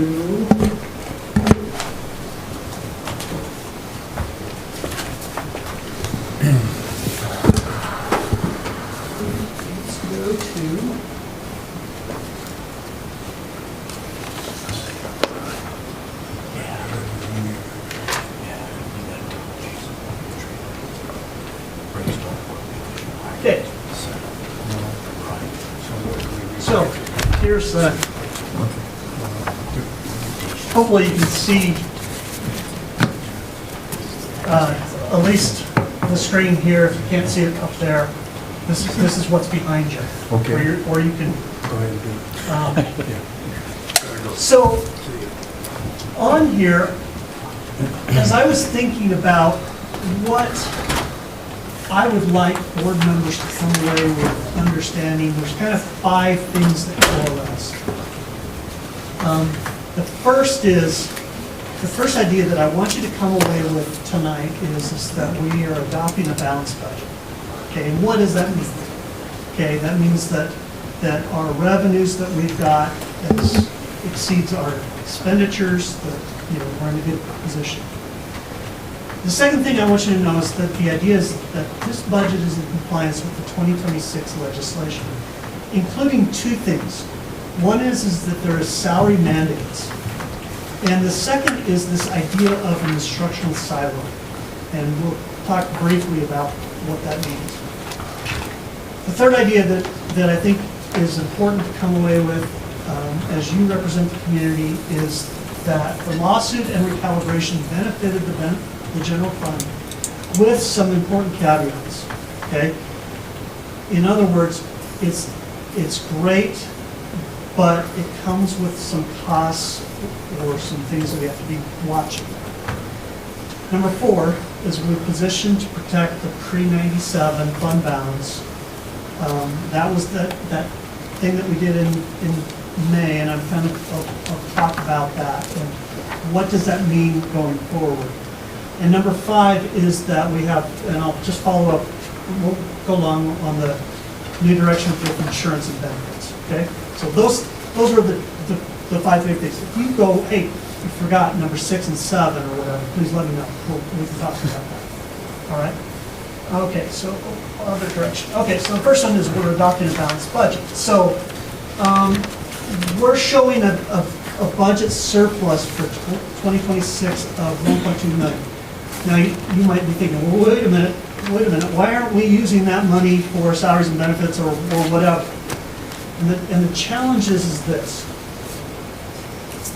The vast majority of that $1.2 million is coming from bus reimbursements.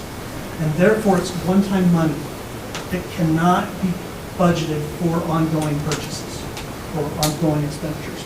In other words, if you put $1.2 million on, next year that money's not going to be there. So that's why I'm saying, okay, we're sitting good, and the fund balance should rise 1.2 million, holding everything steady. The audit's going to provide an actual fund balance amount. So right now I've got it's a little bit in flux. I've got visa payments and I've got revenues that I'm trying to count and things like that. But I'm looking for it to kind of land around $5 million. And with that, it would be higher, but we've moved some things over to other accounts.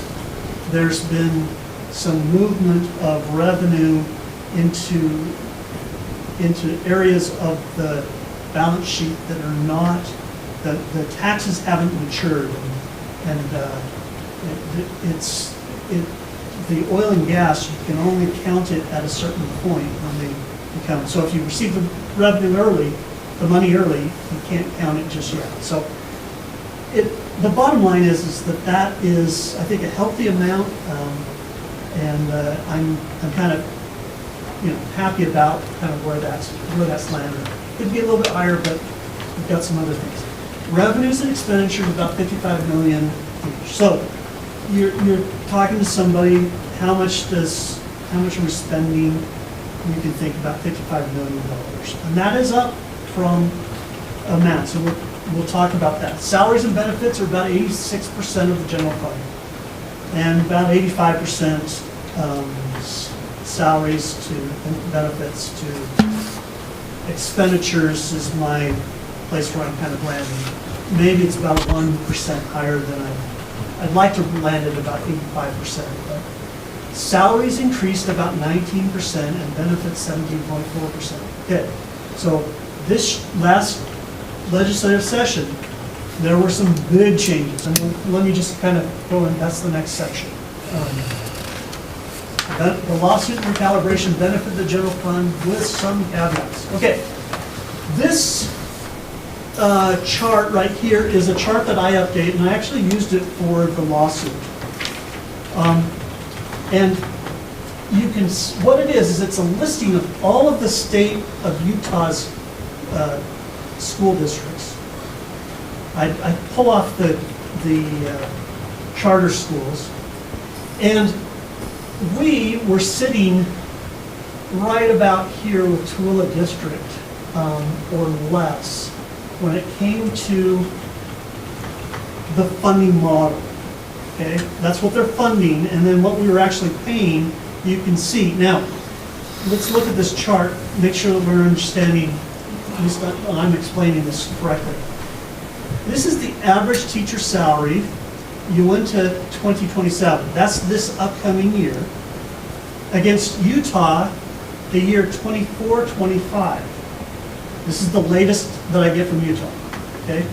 Now, why this was used in the lawsuit was because we are competing against Utah for future employees. It's a competitive market. I was trying to get to the competitive market idea.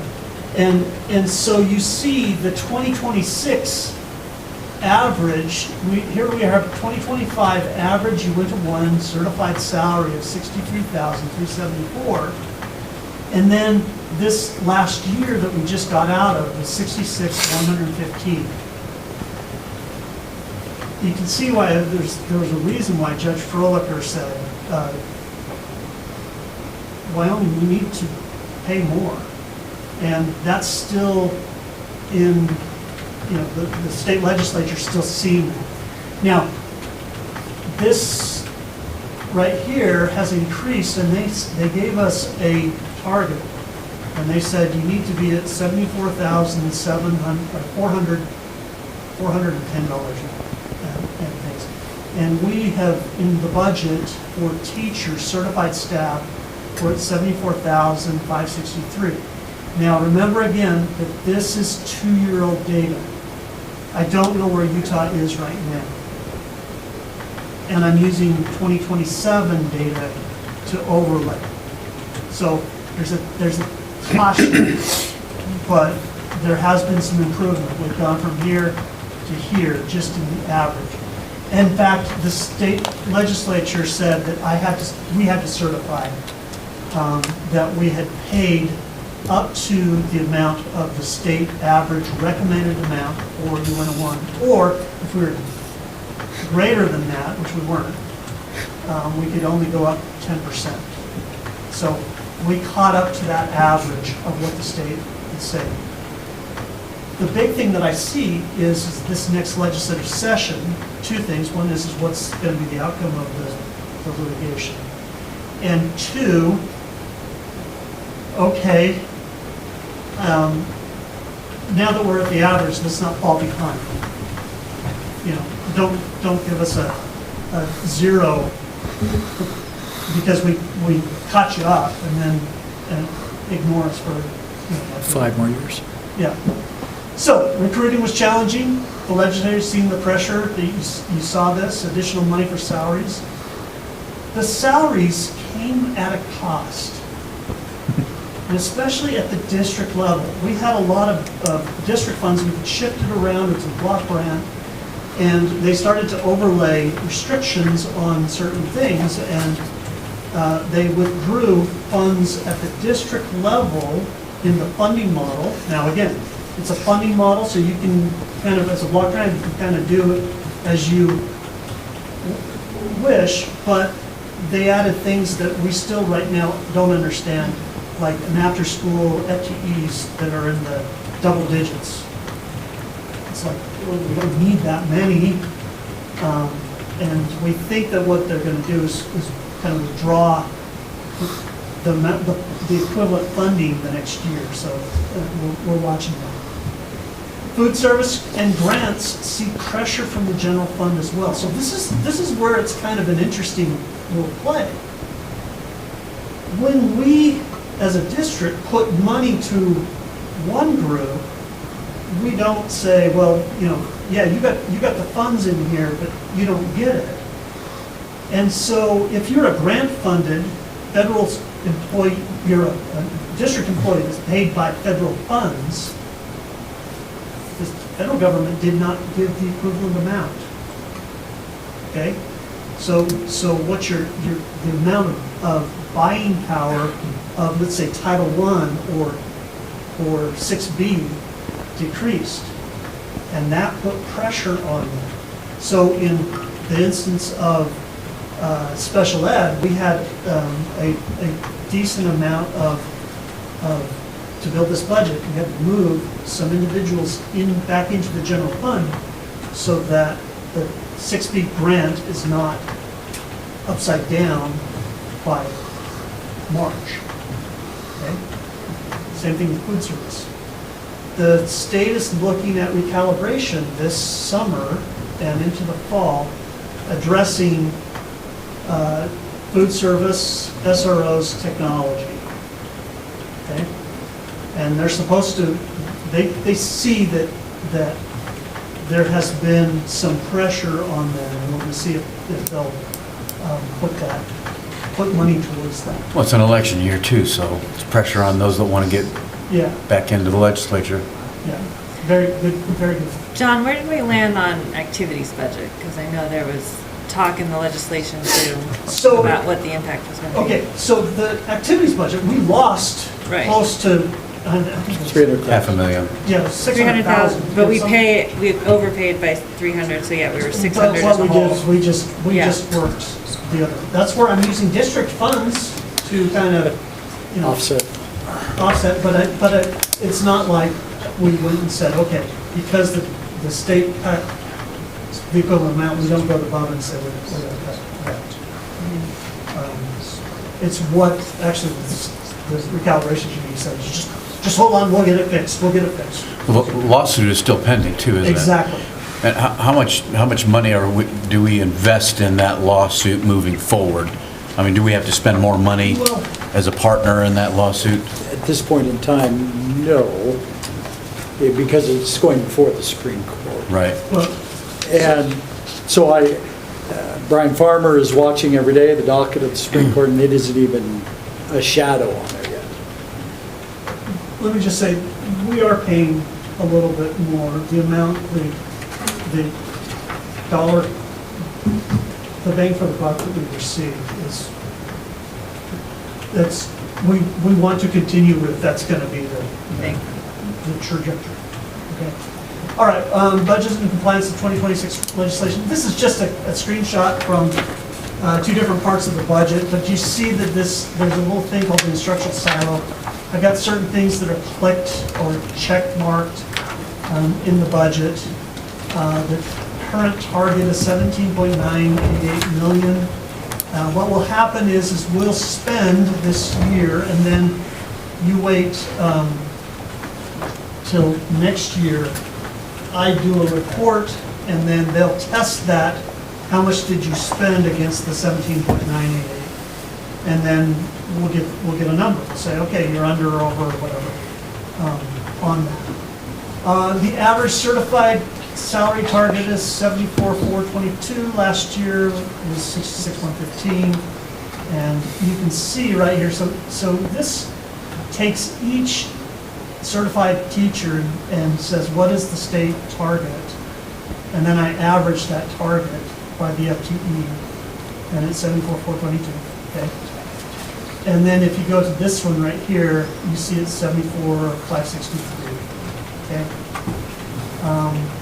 And then I put down buses and high-cost placements will be reimbursed within 90 days. That's great. Well, that 19% was increase in salaries was for certified teachers. But correct me if I'm wrong, it was an average of about 14.3% for everybody in the district, Yes. support staff. Administration as well as teachers. And things. So we're able to kind of work it so that everyone's benefiting. But this silo is a little bit problematic. I'm watching it, and we've got some plans for it. Okay, we have positioned to protect the pre-97 fund balance and capital asset replacement. Okay, so what is this? Prior to 1997, funding for schools was basically a local proposition. Our fund balance was at the time $678,000 and change. We have kind of kept monitoring that, but the legislation this year has gone after that. And they've basically said, you don't get to use any money coming out of the funding model for capital improvements. Well, okay, what about the pre-97? That was our money. You're telling us we can't use it. So what we did is we moved an equivalent amount over to the dome. It's called the depreciation reserve account. At the end of the year, we're looking at 1.328 million. Okay, and it's for the future replacement of domes and artificial turf. And pool maintenance. If that's what the board says, but right, the original plans was not. I have not heard. That's what was mentioned last month in the board meeting. Okay, well, this is per the direction of the board, but the original plans were the domes, or artificial turf, and then the domes were added, and so we're kind of working on that. So it's currently, that account is currently not drawing interest. It's really sitting commingled and assigned in the general fund, because I was wanting general fund to get as much interest as possible. This last legislative session, we now give half of our interest to the state. So one of the things I'm asking tonight is, I have a dormant account at one of our investment places, and I'm asking that we rename that, and I start to fund, draw interest and put that into the depreciation review, so that the state, they can't touch that interest. Prior to this, I want as much interest in the general fund. Well, if I'm going to get 50% taken, then I don't want to give anything. So we're going to, it's moving that. So there's a thing called the early retirement fund, asking that, hey, let's rename this the depreciation reserve account, and let's fund it, and then I'm basically going to move $1.3 million over to that. Well, how much interest does that earn? It's between 3.4 to 4%. It's nothing great. But you wouldn't have to touch it for 7 or 10 years before you need something for the dome. Exactly. Or the football field, turf. We just want to put it there, and it's untouchable for the state. That's what I'm trying to do. Prior to that, I wanted everything to go to general fund, because I could buy another teacher, or I could buy another whatever with the interest income. Now I get 50% taken off of that. Okay, let's just move that over. Okay, so that's what that's for. Okay, and last point. The district offers a plan for new directions for insurance and benefits. First off, the district's Cigna is not the state's Cigna. Okay. The state is wanting us to possibly move to the state's Cigna plan. This Cigna that is proposed and been approved is a regional Cigna that allows us to use the Utah networks at a decent amount. They're not charging us. If we go to the state plan, they would basically say there's a 5% cost to use Utah as opposed to Wyoming. Okay, so it's an important thing. We've got increased access to networks, including Utah, but this is not the state's plan. And the state's plan, there's many in the legislature that want us to move to the state's pool, but there's an assumption there that we would be going to we'd be going to Casper unless you want to pay 5% more in the meantime, okay? My understanding is there's only one school district out of 48 that's on this state plan. And it's the Is that largest. right? There's a second one that is joining. Who's the other? It's like, I don't know, it's Douglas or something like that. But Okay. one of them is. One of them in the Casper area. One of them is starting to move that direction. They're kind of seeing, okay, well, okay.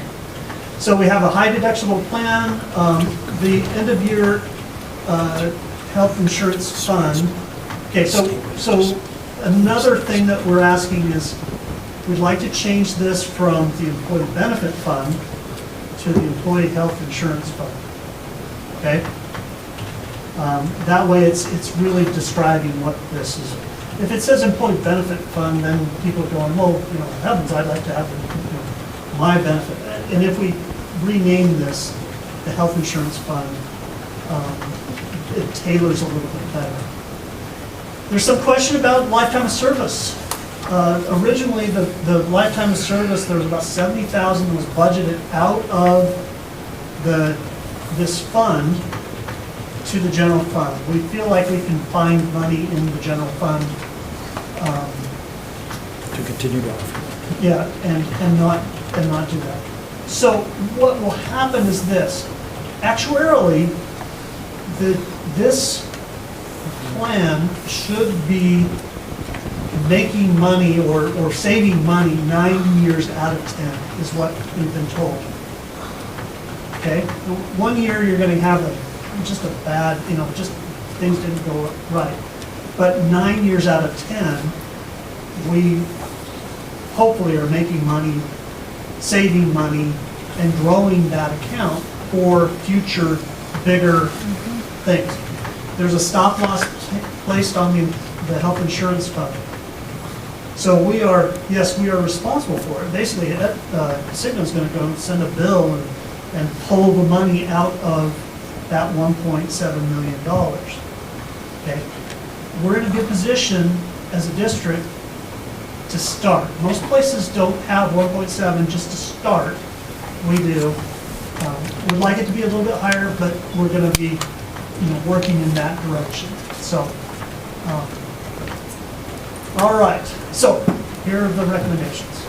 I'm asking the board, please approve the 2026 budget amendments. I'm asking the board, please approve the mill requests. We'd ask that you change the name and use from the employee benefit fund to the employee health insurance fund. Change the early retirement fund accounts to the depreciation reserve fund so that we can start drawing interest on that 1.3 million. And lastly, approval of the 2027 budget. This budget has two kind of sections. One is in a narrative form, the other is in numerical and things. The big pages, if you want to just go, okay, where is page 23 is probably a big go-to place. That'll have the general fund. Page 27 gives you some historical things on it. I have covered a lot, more so than in years past. Do you have any questions, or is there something that we can? I do. The legislature's talking about a 50% decrease in property taxes. If that happens, have you compensated for that in the budget? Now, of course, I don't know if it'll be for next year's budget or the next year's budget. And I have a follow-up question when you're done. Okay, that's a very good question. We, in the public education, have got a thing called the guarantee limit. So if there's a 50%, even in the given year, if there's a 25% or you don't get quite the amount, then what happens is the next year, there's a makeup amount. Where the challenge is on this is you've got in the property tax area, places like Teton, where heavens, you can't even afford the property taxes, let alone the housing. And they're saying, hey, gosh, I can't afford to live here, I can't afford the house. As opposed to Lusk or places on the other side, where the 25% causes a reduction of the ancillary services around in the community. So a 25% reduction wouldn't affect the school district. We get it balanced, but it will affect the other areas of the community, for instance, your libraries and your cities. So it's a really challenging analysis to do, because on one hand you can see why people are saying, hey, I'd like relief. On the other hand, you've got these small towns that are going, do you realize by taking 25% off, you have eliminated my access to ambulance services? But it doesn't, we get it, we have a guarantee, is the short one. So, second question. When has the school district provided the funds from those property taxes? Is it like every 6 months or every year? Okay, great question. If you look at page 11, okay, page 11 has kind of, and I'm going to be updating it this next year because I really don't have the, since I've changed the things, but you can see what the general flow of property taxes over time, and you see that September I get motor vehicle tax amounts, the big one, and then November, January, and May, although some years it's June, and I'll get a big amount, and other months I might get a small amount. Okay, that's coming in with the taxes that are, so if I'm paying my house property taxes, I might pay it in November, early November. Yeah, twice a year. Twice a year, Yeah. and then others pay it once a year, and so they're paying it beginning in January. Okay. But that gives kind of, here's the analysis of that. The state's amounts are, take the state amount and divide it by 11. And you can kind of get the cash flow. Any other questions? Does the school district get those property taxes based on the assumption of what is to be paid? Because we know that there are property owners that don't pay their property taxes. I mean, they either get a lien on it because they don't do it, or they end up paying a year too late. But do we get funding based on whether they pay or not? Yeah. It's the guarantee. So the county will assess, I believe it's in August, but it may be September, the taxes for the upcoming year. And they'll say, okay, here's what it is. Let's say somebody says, hey, I'm not going to pay it, and they put a lien on it. Now, a house is not going to be that much, but let's say it's a major company. What would happen is that at the end of the year, they would add up how much local resources was the school district able to generate through taxation. And does that equal with the state aid amount, the guarantee amount?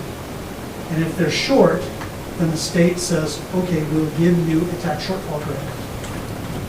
If you are long, let's say you received more, then that amount that you went long gets reduced from the next year's amount.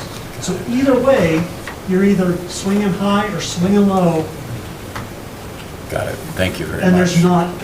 there's no advantage other than maybe some interest at scale. Okay? Thank you. Any other questions? All right. Thank you. Thanks, Sean. John, we appreciate your sharing your expertise and the presentation that you put together. Thank you very much. We're very fortunate, as has been mentioned many times, to have have you sharing with us your knowledge and understanding, and for the conservative nature in which you take care of our budget. So thank you. All right, we will now move on to public comments.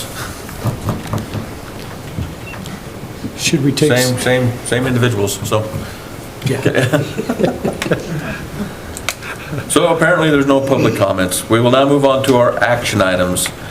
I need a motion to approve the fiscal year budget adjustments for the 25-26 year. Okay, do we still do this while in budget session, or do we need to? No, move do out it in, budget sessions? no, in budget session. Okay, very good. Yeah, it's Motion part of it. approved. I second it. I have a motion, I have a second. Any discussion? All in favor say aye. Aye. Any opposed? Ayes have it, motion carries. I need a motion to approve the request for the county mills of 2.5. So moved. Oh, sorry, Caleb got it before I did. Okay, Got Brian? a motion, second. Brian? Any discussion? All in favor say aye. Aye. Any opposed? Ayes have it, motion carries. So this was a question that I did have on this. Did we have to have an agenda modification if we go to approve the name changes, because that wasn't part of our action items? Possibly, yeah, that probably is. I don't know, it's really kind of part of budget discussion. Really, it's part of the discussion. I revenue to the don't budget. know that you necessarily need to take action on that.